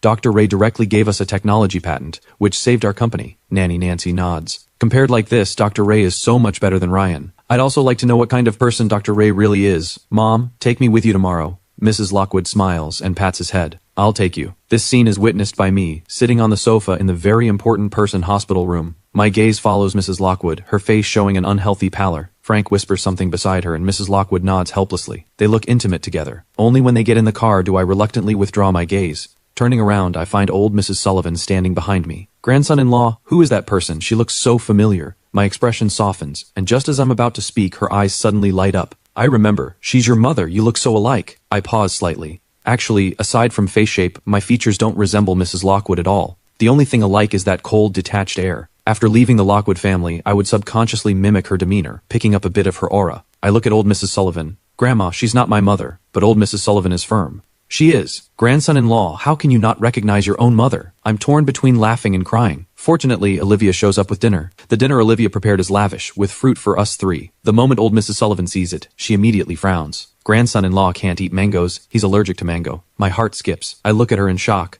Grandma, how do you know? I really was allergic before, but I outgrew it 2 years ago, and I've never mentioned it to her. Old Mrs. Sullivan smiles. You told me before. You said when you ate mango, your face broke out in little red bumps. My expression turned serious. When was before? Old Mrs. Sullivan becomes hazy again. Seems like you told me before we got married. My mind is a stormy sea. I'm certain I didn't know her before the marriage, and I haven't lost my memory either. I quickly ask, what else do you remember? Like how Olivia and I got the certificate. Old Mrs. Sullivan shakes her head, saying she can't remember. I sense Olivia's scrutinizing gaze, her face cold. I know she must think I have ulterior motives again. I can't catch a break, so I pick up the Shiba Inu. Grandma, you two eat first. I'll go walk the dog. I hide at the end of the hallway, quietly looking toward the hospital room. Soon Olivia follows me out. Mr. Ryan, do you have something to say? I thought you'd want me to explain something. Then is there anything you want to explain? I answer earnestly. What Grandma said about things before the marriage, I genuinely don't know what's going on. A matter this personal, old Mrs. Sullivan couldn't make it up. I thought she'd doubt me, but she only responds calmly, I know. I'm dumbfounded. Ms. Sullivan, you believe me? Olivia steps closer, her tone icy. Mr. Ryan, I don't care what your purpose is. As long as you can keep Grandma happy, I promise to protect you completely. I understand she doesn't care about the truth. As long as Grandma is happy, she can even turn a blind eye to anything I scheme. She adds with imposing authority. But if you hurt Grandma, I'll make sure you can't survive in Haicheng. I let out a cold laugh. Hasn't you already done that, Miss Sullivan? Olivia frowns and is about to speak when Professor Walker's voice suddenly comes from behind. Ryan. Professor Walker walks over, his voice raspy. I was just about to call you to ask if you found work. Has the misunderstanding with Miss Sullivan been resolved? That Miss Sullivan really is inhumane. How can she be so vindictive? Canceling your graduate recommendation wasn't enough. She even declared she'd make you disappear from Haicheng. Olivia, standing next to me, looks confused, while I give her a half smile. Professor, don't worry, it's already resolved. It was a misunderstanding. Miss Sullivan is actually quite nice. She not only got me a job, but also promised to protect me. Olivia's face darkens. Professor Walker breathes a sigh of relief, then turns to Olivia, asking instinctively, Is this your thug wife? Olivia's face turns completely dark, but my smile grows wider. Something like that. Professor Walker speaks earnestly to Olivia. Young lady, you're pretty. You should work hard to find a proper job. Meanwhile, at the Lockwood family dining room, Richard asks the listless Mrs. Lockwood with concern, Sophia, what's wrong? Are you not feeling well? Frank cuts in. Dad, we ran into Ryan at the hospital today, so Mom is a bit worried about him. Why worry about him? Frank sighs. He definitely hates me now. I'm worried he might say something in front of old Mrs. Sullivan, and Ms. Sullivan will take it out on me. Richard sneers. That's because he offended Miss Sullivan. What does it have to do with you? Just then, Richard's phone rings. It's Olivia's assistant, Liam. Liam, what brings your call? Does Miss Sullivan have instructions? The voice on the other end is unusually cold. The boss asked me to ask Mr. Frank, when did the boss say she wanted Mr. Ryan Lockwood to disappear from Haicheng? The boss doesn't even know about it. Richard's face darkens. He looks at Frank in disbelief. Liam leaves one final remark. The Lockwood family really needs to teach its juniors better. Then he hangs up. Beside them, Frank lowers his head silently. I saw Ryan bothering Miss Sullivan and was afraid he'd ruin my engagement with Cindy. Dad, I didn't mean to. Frank's face is pale as he defends himself. After all, Ryan is also your son. I was worried you wouldn't have the heart to scold him properly. Richard changes the subject. How many times have I said it? In my heart, I have only one son and that's you. Who is Ryan to me? How could he compare to you? Mrs. Lockwood disagrees. Richard, Ryan is still your son after all. Richard immediately turns. Sophia, when I was schemed against by Linda back then, I wronged you. Her son means nothing to me. In my heart, there's only you and our child. Linda, standing nearby in a servant's role, hears these words. She clenches her fists with resentment. Her eyes are bitter as she stares at Richard, who she deeply loves, her childhood sweetheart, the boy next door. But this man's eyes and heart hold only Sophia. Back then, after she got pregnant, she brought the pregnancy test report to him and said she'd be his mistress, but he ruthlessly drove her away, saying he wouldn't betray his wife. Linda had no other choice but to go to Sophia and throw a fit until she was allowed to stay at the Lockwood house. Over all these years, Richard never spoke much to her, and treated Ryan as if he were invisible. Fortunately, she swapped the two children. Linda lowers her head, suppressing her hidden feelings. Richard will never know that the Frank he constantly calls Sophia's son and has cherished all these years is actually her son. As for Ryan, he deserves to be ignored and suppressed. But Mrs. Lockwood stubbornly shakes her head. Richard, if Frank was wrong, then he was wrong. He should go apologize to Ryan. Richard frowns. Apologize? My son apologized to Linda's son? Linda quickly chimes in. No need, no need. The Lockwood family raising him is such a great kindness. Disciplining him is only right. Mrs. Lockwood sighs slightly as she looks at them but doesn't argue further. When Frank takes her back to her room, Mrs. Lockwood speaks again. If you have time tomorrow, I'll take you to visit Ryan and apologize. Frank's face stiffens. Aren't you taking Cindy to meet Dr. Ray? We'll do both tomorrow. Frank's eyes immediately light up. He links his arm with hers. Okay, Mom, you're the best to me. After he leaves, Mrs. Lockwood turns to her nanny Nancy. Nancy, my health has been poor all these years. I haven't disciplined Frank properly. I've truly failed. Madam, you're overthinking. Young Master Frank is filial and considerate. Small flaws can be corrected later. Mrs. Lockwood smiles bitterly. Ryan never lies. She breaks into a violent cough. Supported by Nancy, she walks toward the bed. That secret still weighs on her, making it hard to breathe. The next day, from the moment I wake up, I feel a bit nervous. It's been 10 years since I last saw Mrs. Lockwood. I don't know if she'll be happy or angry to see me. At noon, I go home to change clothes. Old Mrs. Sullivan asks Olivia to take her home. We leave the hospital room, and as soon as they get downstairs, they see Liam approaching. Olivia gives him a nod. Liam hands me a piece of paper. Mr. Ryan, take a look. It lists professors and new energy majors at the top universities. I look at Liam, puzzled. These are all more famous than Professor Walker. You can pick one to continue your graduate studies. It's the boss's compensation for your cancelled graduate recommendation. Mr. Ryan, meeting our boss is a blessing in disguise for you. My mouth twitches. No need. Then you want to be Dr. Ray's grad student? Liam frowns. That's tricky. Dr. Ray is in extremely high demand. A genius professor like him only takes top students. You probably wouldn't catch his eye, so you had better not set your sights too high. Worst case, after graduation, you can try to pursue a PhD under Dr. Ray then. I look at him like he's an idiot. I turn directly to Olivia. Miss Sullivan, no need to see me off. I'll take a cab home. Olivia stares at the direction I left, then suddenly tells Liam, then help him contact Dr. Ray. What? Liam is dumbfounded. At the entrance of the private kitchen restaurant, Mrs. Lockwood arrives early with Frank and Cindy. Cindy pushes open the private dining room door, and the first thing she sees is a man's tall back, pouring tea. Hello, Dr. Ray. I'm Cindy from Sullivan Group. Nice to meet you. I turn around, a playful look on my face. Ryan, why are you here? I should be asking you that, I say lazily. Cindy's face turns cold. Don't worry, I'm not here for you. Where's Dr. Ray? I don't answer. Mrs. Lockwood walks in with Frank. Seeing me, her eyes well up. You're Ryan. My heart feels a stir. Madam, how have you been lately? I'm well. Ryan, what about you? Your father said you got married. Mrs. Lockwood holds my hand tightly, full of emotion. Frank's eyes flash with darkness. Ryan, we should have invited you to dine with us, but you're working. Probably not convenient. We'll give you a bigger tip later to help with your living expenses. Watch your mouth, Mrs. Lockwood scolds. She quickly turns to me. Ryan, today we're meeting Dr. Ray. You're in the new energy field too, right? Get to know him. It'll benefit your future. Fearing I'd steal his resources, Frank picks up a steaming hot teacup and walks up to me. Ryan, Mom asked me to apologize to you yesterday. Let me toast you with tea instead of wine. As he finishes speaking, his fingers loosen, and the tea is about to spill on me. I pivot and bump into him, making the cup bounce back onto him. The scalding tea makes him cry out loudly. Ryan, I know you hate me, but how could you do this? He cries out in wronged tones. I lower my gaze, feigning innocence. Sorry, I didn't see you there. Cindy snaps furiously. Ryan, is this how you serve customers? You injured a guest. Call your manager right now. I want to file a complaint. Mrs. Lockwood shields me. Enough! We're all family. Cindy is angry. Let Ryan leave for now to avoid more conflict. Mrs. Lockwood looks at me apologetically. Ryan, come home more often when you have time. Next time there's a chance, I'll take you to visit Dr. Ray. Frank quickly changes the subject. Mom, why hasn't Dr. Ray arrived yet? I say with a half smile. He's already here. All three in the room turn to look at me. Mrs. Lockwood is just about to ask further when she suddenly breaks into violent coughing and collapses on the dining table. Madam,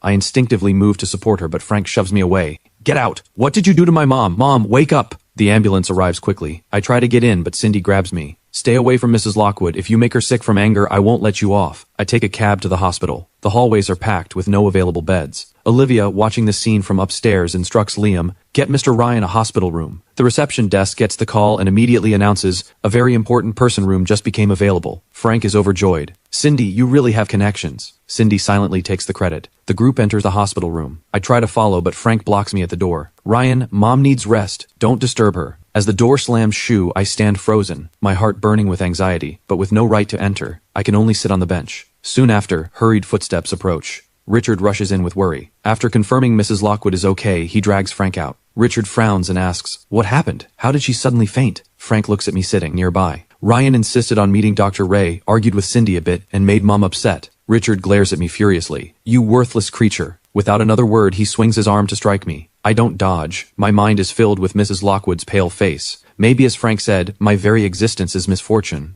But the expected pain never comes. I open my eyes and see only a cool figure blocking me. Olivia stands there like she's holding up the sky for me. Richard panics. "Miss Sullivan, you—" "Mr. Lockwood, you are disciplining your own son. I shouldn't interfere. But my grandma is fond of Ryan now. If she sees bruises on his face, she'll be upset." Olivia's voice is low and pleasant. Richard immediately says, "It was thoughtless of me." Mrs. Lockwood's coughing comes from inside the room.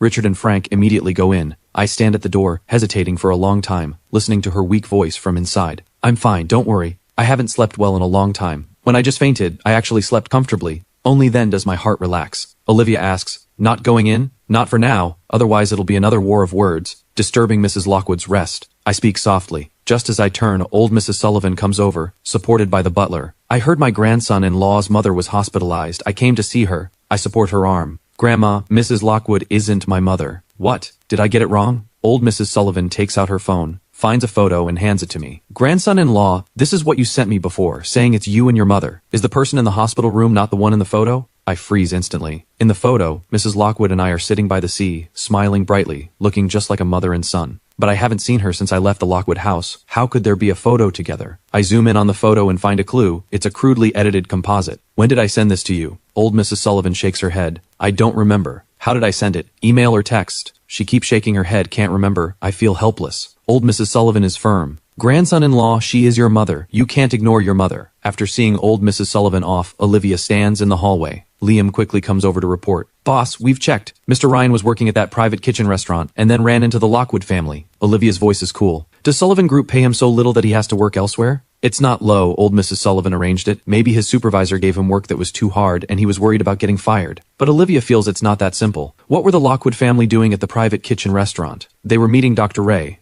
Miss Cindy went for that reason too. And Dr. Ray, he never showed up in the end." Hearing this, a faint light shimmers in Olivia's deep eyes. A ridiculous idea begins to form. Inside the hospital room, Mrs. Lockwood looks much better after resting. "Frank, let Cindy go home first." Frank looks awkward. Cindy is staying purely to wait for Dr. Ray. Mrs. Lockwood realizes this, hands me the phone. "We need to apologize to Dr. Ray for missing today." After Mrs. Lockwood reschedules, Frank walks Cindy out. In the hallway, Frank says, "Cindy, don't worry, there won't be any problem with Dr. Ray. There are a few tough characters in Sullivan Group's R&D department who don't accept me. If I can get Dr. Ray to join us, I'll have made a real contribution and secured my position. So Dr. Ray is very important to me. You have to convince him." The two enter the elevator. I step out from the corner and push open the hospital room door. Richard's face darkens instantly. "What are you doing here? Get out." "Is that Ryan?" "Let him in." Mrs. Lockwood's gentle voice rings out. Richard warns me not to upset his wife further. "I told you, today wasn't because of Ryan. I just haven't slept well for days." Mrs. Lockwood scolds him gently and holds my hand. "Child, you must have been scared today." Her palm is warm. I smile and say no. "Come home more often. And your wife, your father said she's a thug, but I don't believe it. Ryan has had good judgment since childhood and a strong mind. Anyone you took a liking to must have her merits. Bring her to meet me sometime." My nose tingles. "Okay." She starts coughing violently again. I pull out a plastic bottle. "This is cough medicine I had someone buy. Take one when you can't sleep at night." Nods in agreement. As I leave the room, I hear Richard scornfully say inside, "How can you be bought over by a bottle of medicine from some random clinic?" He casually tosses the bottle into the trash. Late at night, Mrs. Lockwood wakes up coughing again. So anxious she has thoughts of ending her life. By some impulse, she fishes the medicine out of the trash and takes one pill. A wave of coolness instantly wraps around her itchy throat, and she drifts off into sleep. At 10 the next morning, Mrs. Lockwood is woken by Richard. She actually slept until full daylight. "Madam, the sleeping pills the doctor gave you yesterday really worked. You slept a full 10 hours. Nanny Nancy is so excited her eyes turn red. "What sleeping pills?" Mrs. Lockwood is confused. Nancy looks at Frank. "Cindy got them for you. Specifically found strong sleeping pills and added them to your medicine. Didn't expect it to actually work." Mrs. Lockwood pauses. She notices her throat feels much clearer, but her gaze falls on the unlabeled plastic bottle by her pillow. Richard heaps praise on his future daughter-in-law. "This daughter-in-law is really wonderful. I heard the inpatient ward has been full lately, and it was Cindy who pulled many strings to arrange this room. We owe her a lot." Frank presses his advantage. Mom, Cindy has been so good to you. You should help her too. Her family wants Cindy to manage the research and development department, but those researchers won't accept her. If we could invite Dr. Ray to be an external technical consultant, Cindy could secure her position. Mrs. Lockwood hesitates, then says, then I'll ask Dr. Ray. But if he doesn't agree, leave it be. Frank smiles broadly. As far as he's concerned, as long as Mrs. Lockwood asks, Dr. Ray has never refused. Mrs. Lockwood takes out her phone, finds Dr. Ray's profile photo, chooses her words carefully, and sends a message. Ray, do you have time? I'd like to ask a favor. When I get the message, I've just come back from walking old Mrs. Sullivan downstairs. I frown. What could Mrs. Lockwood want from me? Could it be that there's something wrong with yesterday's medicine? That drug is still in the clinical trial stage. I only took it out early because she's seriously ill. I get anxious, ask the caretaker to take old Mrs. Sullivan home, and rush over to Mrs. Lockwood's room. Soon I reach the hospital room, only to find Cindy and Linda already there. The cheerful laughter cuts off the moment I walk in. I feel out of place. Seeing that Mrs. Lockwood is okay, I lower my eyes and turn to leave. But Linda speaks up. Isn't this Mr. Ryan? Since you've climbed up to old Mrs. Sullivan's high branch, the rest of us aren't worthy of your attention anymore? I turn to leave, but she grabs me by the arm. I heard you're focused on flattering old Mrs. Sullivan.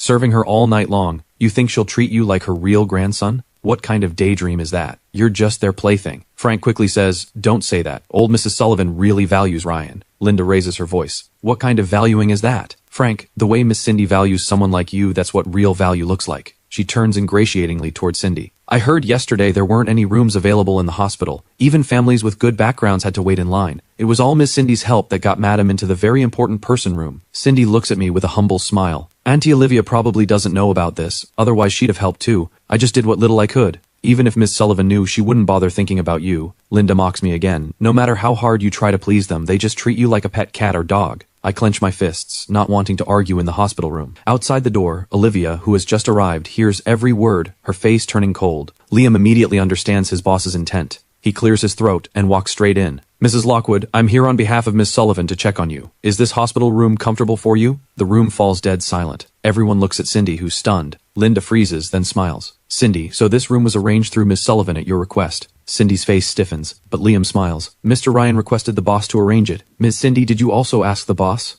Cindy wishes she could find a hole to crawl into. I made many calls and asked many people. I misunderstood. Frank clenches his fists, feeling utterly humiliated. Mrs. Lockwood breaks the awkward atmosphere. Thank Miss Sullivan. The room is very comfortable. Once I feel better, I'll visit old Mrs. Sullivan. Liam says, if you're comfortable, Mr. Ryan won't worry and old Mrs. Sullivan will be happy. Well, that's certainly flattering me. The few people in the room feel their hearts sink, while Mrs. Lockwood is genuinely happy. I turn toward Linda, my mockery fully on display. Linda is beside herself with rage. You wretched brat, what are you so smug about? Shut up, Richard scolds furiously. My wife is sick and needs rest. What are you barking about here? Get back home.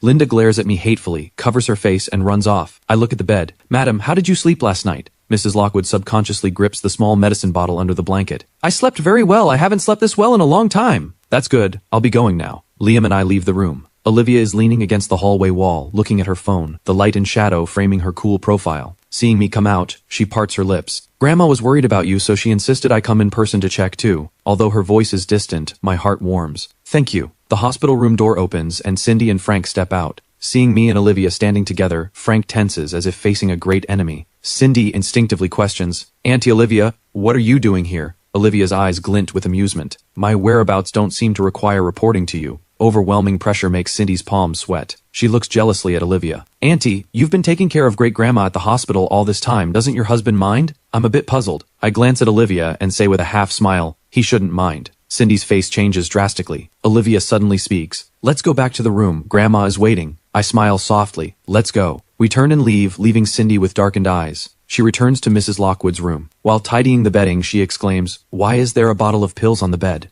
Richard frowns. Isn't that the unmarked pills Ryan gave? Yes. Why did you pick it back up? I took one last night. It seemed to work. Mrs. Lockwood explains. Impossible. It was clearly the sleeping pills that worked. Richard snatches the medicine. His pills. Who knows where he bought them? What if they harm you? Don't trust him. I won't take those tonight. Let's see which medicine actually works. Late that night, Mrs. Lockwood again coughs violently and can't stop. Nancy holds the so-called miracle sleeping pills, only to find they don't work at all. Mrs. Lockwood's face turns red from coughing. Nancy rushes out and retrieves my medicine. Just as she's about to give it, Frank grabs her hand. Mom, could it be these pills that made the cough worse? Medicine of unknown origin shouldn't be taken. Richard also fumes. This Ryan. Sophia, you treated him so well, and he actually brings poison to harm you. Mrs. Lockwood coughs too hard to speak, her eyes locked on Nancy. Nancy is fiercely loyal. Despite the pressure, she pushes the medicine into Mrs. Lockwood's mouth, and the cough stops instantly. Mrs. Lockwood lets out a long sigh of relief, confirming Ryan's medicine works. They move to the outer room, Frank's face pale. Dad, Ryan actually got hold of a specialty drug. What capability could he have? He must have had Miss Sullivan help him get it. Richard frowns deeply. It seems old Mrs. Sullivan really does value him. In the very important person room, Olivia is chatting with Grandma. What did you eat for lunch? Old Mrs. Sullivan thinks for a long time. Porridge. No wait, it was noodles. Naughty girl, right? Olivia smiles and nods, but her heart sinks. Lunch was rice. Grandma forgot again. Her memory decline seems to be getting worse. I lazily speak up. Grandma, what color earrings did Olivia wear yesterday? Old Mrs. Sullivan answers immediately. I remember. The naughty girl is so particular she wore diamond cufflinks yesterday. And the day before? The day before was blue. I'm the one who bought her those blue earrings. I smile softly at Olivia with hidden meaning. Grandma remembers the things she cares about very clearly. Olivia looks at me. I'm sprawled in the beanbag playing with my phone, my posture relaxed. Knowing my words were meant to comfort her, her anxious heart seems to slowly ease. Old Mrs. Sullivan suddenly laughs. Grandson-in-law, what I just said was all correct, right? I nod. Yes. Naughty girl, did you see? My grandson-in-law even remembers what you wear every day so clearly. He really pays attention. He has feelings for you. I freeze. I just have a photographic memory. I really didn't memorize it on purpose. I'm about to explain, but Olivia is just staring at her computer, ignoring us. What I don't notice is the redness creeping up her ears. I continue researching materials on my phone. The final stage of the Alzheimer's drug still has no clear path forward. I stand up to take a walk. Just as I get downstairs to walk Kitty, someone taps me on the shoulder. I turn around. It's Linda's gambling addict brother, my so-called uncle, Larry. Ryan, long time no see. I step back. What are you doing here? I heard you've cozied up to the Sullivan family. I have been a bit short on cash lately. Could you lend me some money? I sneer. No money. You serve that old hag so well and she hasn't given you any cash? I narrow my eyes. Not yet. Maybe she'll give some later. Larry smirks slyly. When that happens, you have to lend me some. If you give enough, Uncle can tell you a secret. He chuckles and walks away. I scoff. Just then my phone rings. I look, and it's actually Mrs. Lockwood calling. Meanwhile, in another hospital room, Frank sees that Dr. Ray hasn't replied for a long time, and Cindy is pressuring him hard. So he takes Mrs. Lockwood's phone while she's asleep. In the contacts, he finds Ray and calls. The call connects. I clear my voice. Hello, Mrs. Lockwood, is something wrong? Frank freezes. Ryan? He stares in disbelief. He'd never mistake that voice. My heart sinks, my voice growing colder. Frank, what are you doing with Mrs. Lockwood's phone? This is your number? He's stammering. What nonsense are you talking? Frank suddenly realizes my nickname is also Ray. Mrs. Lockwood occasionally calls me that. He breathes a huge sigh of relief. Frank then adopts a vicious tone. I just wanted to tell you, even if you've latched onto Miss Sullivan through old Mrs. Sullivan, you're at best just a toy. Miss Sullivan has a husband, but I'm different. I'm going to marry Cindy in the future and become a legitimate son-in-law of the Sullivan family. Congratulations then, but in elite families, feelings aren't enough. I have Dr. Ray as my ace, so I'll always be undefeated. Hearing this, I directly hang up, my mouth twitching. Since when did I become Frank's ace? Right after, my Dr. Ray account pings with a notification. It's Frank again. I put it on speaker. Frank's tone is extremely respectful. Hello, Dr. Ray. Sorry to bother you. I'm Sophia's son, Frank. Sullivan Group would like to invite you to join their R&D team. This is also what my mother wishes. Are you interested? I cut him off coldly. I only serve companies under Mrs. Lockwood's name. Then I hang up. Come Monday, I return to Sullivan Group for work. Just as I leave the hospital and prepare to hail a cab, a car pulls up smoothly beside me. Olivia looks straight ahead. Get in. Grandma wants me to drive you to work. Olivia glances at me. We need a photo. I get in the back seat and she holds up her phone for a selfie. I flash a peace sign, smiling brightly. Olivia is momentarily dazed. At the company, I head straight for the 60th floor archives. Meanwhile, the R&D department is announcing a promotion that Cindy is being promoted to vice president. The reason being that she has supposedly recruited Dr. Ray. In the top floor office, Liam reports my whereabouts. His real reason for joining Sullivan is to look at research materials. He spent the whole morning in the library and hasn't eaten lunch. Olivia's eyes flash. She heads down alone to find me.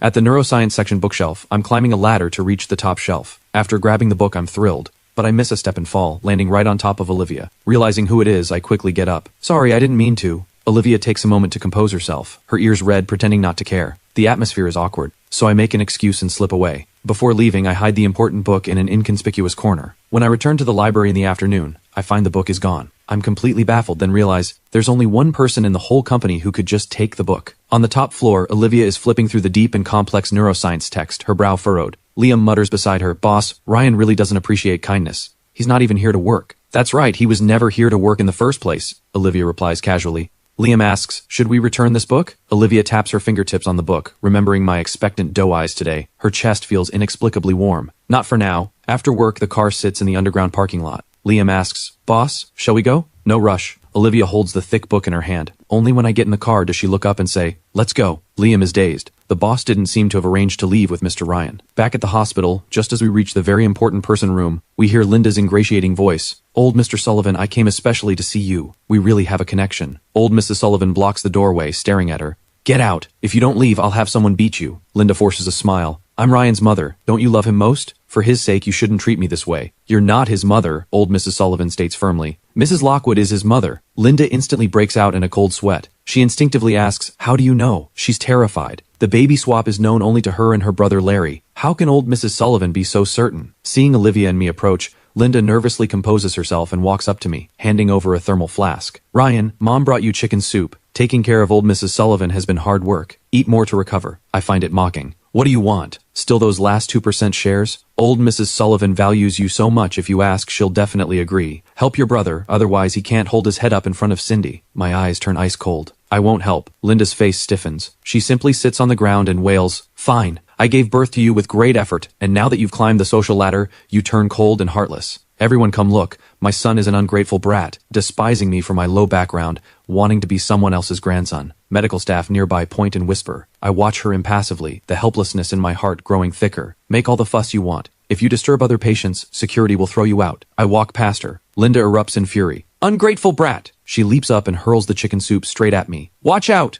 A pair of cool hands pulls me into an embrace. Olivia shields me from behind, taking all the scalding heat. My pupils contract. I quickly ask, are you okay? Fine. Her brow furrows slightly as she watches Linda flee in panic. Entering the room, old Mrs. Sullivan tugs at her clothes. Olivia, take it off quickly. Let me see how badly you're burned. Any blisters? Does it hurt? Grandson-in-law, come apply the medicine for her. Old Mrs. Sullivan shoves the medicine into my hands and chases everyone else out. I'm leaving her in your hands. Only the two of us remain in the room. Olivia says quietly, it's Grandma acting up. Let me call the nurse. I'll do it. I walk behind her. The evening light falls on her back. I dab ointment on my fingertips and gently apply it. She doesn't make a sound until the medicine is fully applied. She fixes her hair. Mr. Ryan, thank you. You're welcome. Actually, you didn't have to shield me. If you got hurt, Grandma would be very upset. Olivia looks at me steadily. Have you forgotten you're my husband right now? My heart skips a beat. Olivia seems a bit different now. I'm going out for a bit. To do what? Revenge. I plan to find Linda, but in the corridor I spot Frank and Uncle Larry. Larry rubs his hands. Dear Frank, I'm a bit short on cash. Frank suppresses his anger. I already gave you this month's allowance.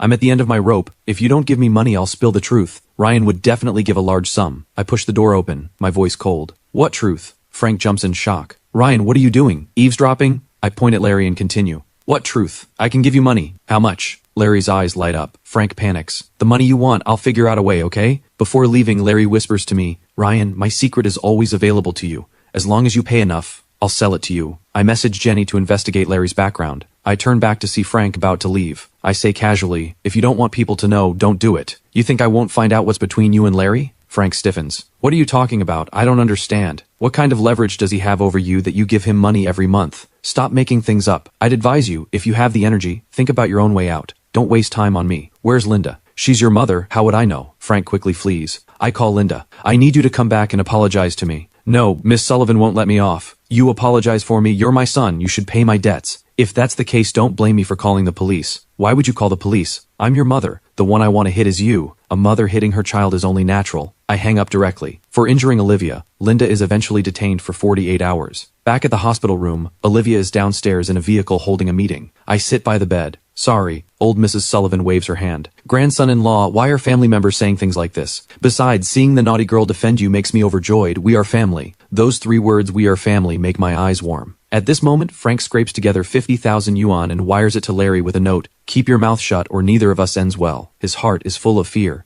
He just wants to marry Cindy as soon as possible. Once he becomes a Sullivan son-in-law, even if his identity is exposed, he'll still have a way out. At 9 in the evening, Cindy suddenly comes looking for Frank. Frank is pleasantly surprised. Cindy, what brings you here? Cindy demands sternly. About Dr. Ray, are you sure you've worked things out with him? Frank's eyes flicker. Of course. Then arrange a meeting between me and Dr. Ray. Frank nervously fiddles with his fingers. Dr. Ray went abroad. I'll arrange it when he comes back. Is there a problem you need solved? I'll contact him for you. Cindy stares at him suspiciously.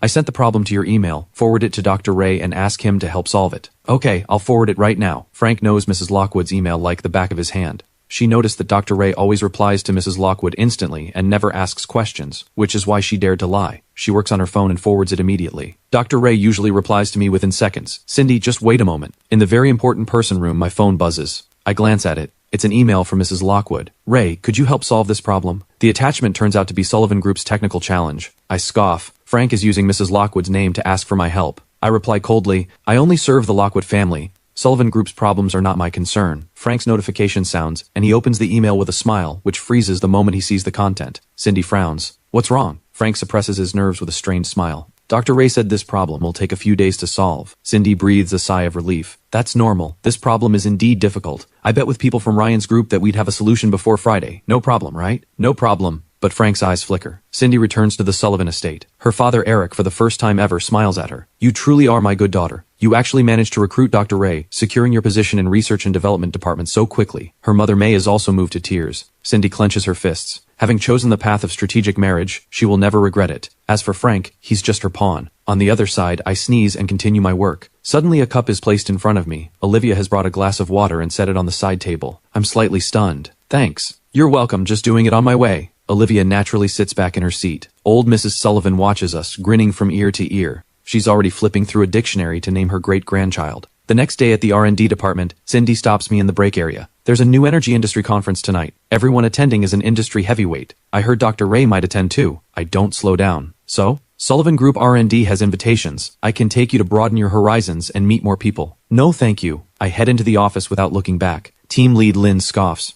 Trying to buy him over with one invitation? Ryan isn't that short-sighted. Cindy says coldly, you should understand I can offer him better resources, that kind of gathering. Do you think just anyone can go? At least I can take him. At the end of the workday, Lynn calls me over. There's a work event tonight, come with me. I don't think much of it. I send Olivia a message about working late and get in Lynn's car. At the gala entrance, the attendant stops Lynn. Sorry, Miss Lynn, Sullivan Group already registered who'd attend today. Your name isn't on the list. Cindy walks out with a champagne glass, her eyes narrowing. Team lead Lynn, given Team B's R&D workload, I assumed you wouldn't come, so I declined your spot when registering. It's a bit late to add you now. You should just go back. Lynn boils with fury. Cindy, that's outrageous. What right do you have to decline for me? I'm the Vice President of Research and Development Department. Of course I can make decisions for you. Cindy turns to me. Ryan, do you see clearly? Without my approval, you can't even get through this door. I look up calmly. Really? I take out the digital invitation Jenny sent to my email and hand it to the attendant. Can I go in now? The attendant takes one look and respectfully steps aside. Please come in. Cindy's face changes drastically as she stares at the personalized invitation on my phone. What identity did you use to get this invitation? None of your business. I close the screen and say to Lynn, let's go. Lynn is overjoyed. After I enter the venue and start exchanging pleasantries with industry leaders, Frank and Cindy walk over.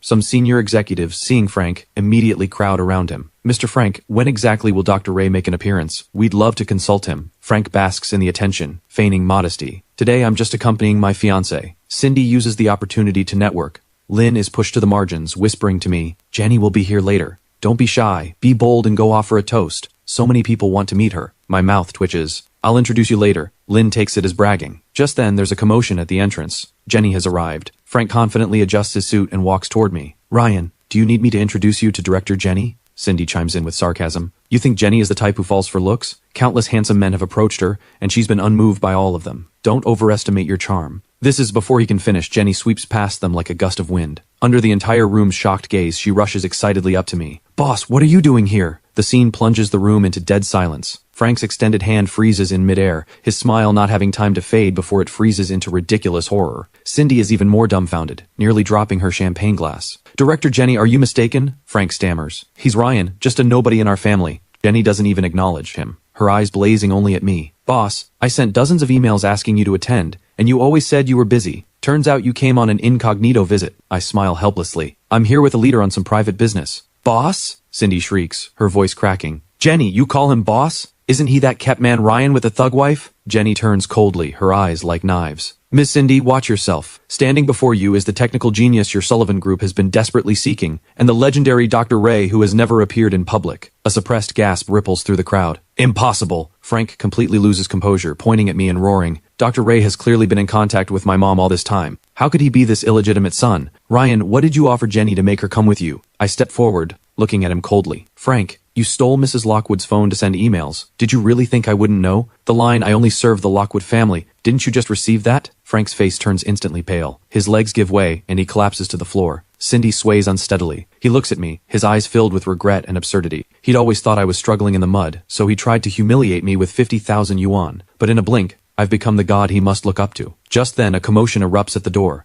and Mrs. Lockwood actually walks in, supported by Nancy. Her complexion is rosy, her step steady, with no trace of yesterday's illness. Ryan, Mrs. Lockwood walks straight to me, tears in her eyes. That medicine was made by you yourself, wasn't it? I nod. Are you feeling better? Wonderful. Mrs. Lockwood turns to Richard and Linda, her voice cool and firm. Richard, haven't you always wanted to meet Dr. Ray? He's right here, and my trusted aide Chen has told me the truth about what happened back then. Nancy steps forward, staring at Linda. Linda, did you think swapping babies at the hospital could be hidden forever? I've been investigating and observing you all these years. I watched you closely. A woman who completely ignores her own son yet shows abnormal devotion to someone else's son. I knew something was off long ago. I already had the DNA test done. She throws out a report. Richard takes it with trembling hands. After reading the result, he whips around and slaps Linda across the face. How dare you swap your bastard child for my son? Linda screams and collapses completely. Frank stares at the report, crying out in despair. No, I'm the young master of the Lockwood family. I'm the heir. I watch all this with cold detachment. Identity, wealth, bloodline, the things that once shackled me, now feel as light as a feather in my eyes. Boss, the car is ready, Jenny reminds me softly. I turn to leave when a hand gently grasps mine. Olivia has appeared behind me at some point. She has changed into an ink-black dress, the burn on her back hidden under the fabric, but the way she looks at me has none of its former coldness. Ryan, she says softly with a touch of dependence even she herself doesn't notice. Grandma is still waiting for us at the hospital. I look at her, and the softest place in my heart is gently struck. Okay,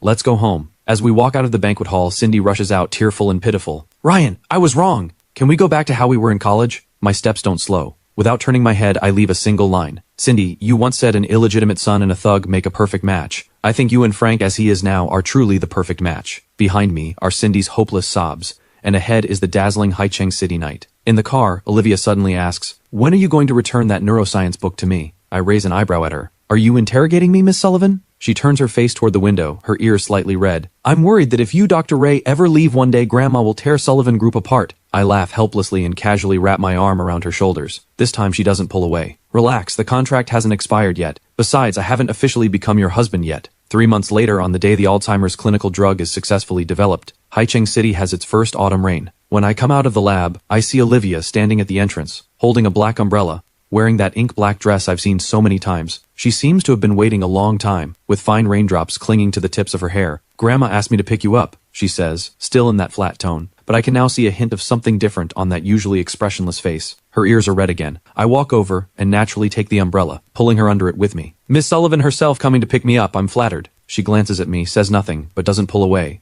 The car heads toward the Sullivan estate. On the way, she suddenly speaks. That divorce agreement. I turn to look at her. She pauses, her gaze falling on the rain rushing past the window. Her voice is so soft it sounds like she's talking to herself. Grandma tore it up. I freeze for a moment, then laugh. So what do we do? Olivia pauses, showing a rare hint of embarrassment. Grandma said she finally found me a grandson-in-law and won't let us divorce. I say nothing, just looking at her. She finally turns her face toward me, meeting my gaze. Outside the window, the rain patters softly, and inside the car it's quiet enough to hear each other breathe. Her eyes look like fallen starlight after the rain. Ryan! She calls my name, her voice cool but carrying a softness even she doesn't notice. Your medicine has been given to Grandma. The first treatment cycle begins tonight. She nods, falls silent for a moment, then adds, Thank you. I look at her, suddenly wanting to tease her. Just a verbal thanks? She freezes for a moment, seemingly not expecting me to say that. That always frosty face actually shows a hint of bewilderment. I laugh, reach out and ruffle her hair. Just teasing. She glares at me but doesn't pull away from my hand. The car stops at the entrance of the Sullivan estate. The rain has stopped, and a strip of sunset shows on the horizon. Old Mrs. Sullivan is already waiting at the door. Seeing us step out, she immediately greets us with a beaming smile, taking my hand with one of hers and Olivia's with the other, pulling us into the house. Quick, we've been waiting to start dinner. At the dinner table, old Mrs. Sullivan picks food for me one moment, and for Olivia the next, muttering, Grandson-in-law, eat more. Naughty girl, you too. You've both gotten thin. For once, Olivia doesn't object to being called naughty girl. She just eats quietly, occasionally glancing up at me. After dinner, old Mrs. Sullivan pulls us out to sit in the courtyard and drink tea. The sunset paints the whole courtyard a warm orange, and the air smells of earth after rain. Old Mrs. Sullivan suddenly says, Grandson-in-law, naughty girl, I want to tell you something. Olivia and I look at her at the same time. Old Mrs. Sullivan is smiling, but there's a glimmer in her eyes. I remembered. I'm stunned. How you two got the marriage certificate, I remembered. It turns out our marriage certificate was all arranged by old Mrs. Sullivan. We were registered passively, without knowing. Old Mrs. Sullivan smiles at me. Grandson-in-law, you won't blame me, will you? I look at Olivia, then at old Mrs. Sullivan, and suddenly laugh. I don't blame you. Old Mrs. Sullivan nods with satisfaction, looks at us both, and suddenly says, Then when are you two going to have the wedding? Olivia can't sit still anymore and stands up to leave. Old Mrs. Sullivan grabs her. Where are you running? You're already married. Why so shy? I watch this scene with a smile, suddenly feeling this is the life I've always wanted. Olivia finally breaks free from old Mrs. Sullivan's grip, walks over to me and says softly, "Let's go." I stand up and say goodbye to old Mrs. Sullivan. She waves with a smile and secretly slips me a note. In the car I open the note. It reads, "Grandson-in-law, if the naughty girl bullies you, tell me and I'll deal with her for you." I can't help but laugh. Olivia leans over to look. After reading, she's silent for 2 seconds, then says, "Grandma has nice handwriting." I turn to look at her. She meets my gaze and suddenly asks, "Ryan, what are you laughing at?" I look at her and say earnestly, "Laughing at how lucky I am." She freezes. "What?" "Without spending a single cent, I got a wife," I say. Though it was fake, it seems like it's about to become real now. She stares at me for several seconds, then looks away toward the window, but I see the slight curve at the corner of her lips. The car slowly drives into the night, the lights of Haicheng City flowing past the window. "Olivia," I call to her, "do you have time tomorrow?" She turns to look at me. I look back at her, my eyes filled with a smile. "Let's tear up that divorce agreement." She's silent for 2 seconds, then softly hums in agreement. The sound is light, yet heavier than any promise in this world. Outside, the night deepens, but for me, the night has only just begun.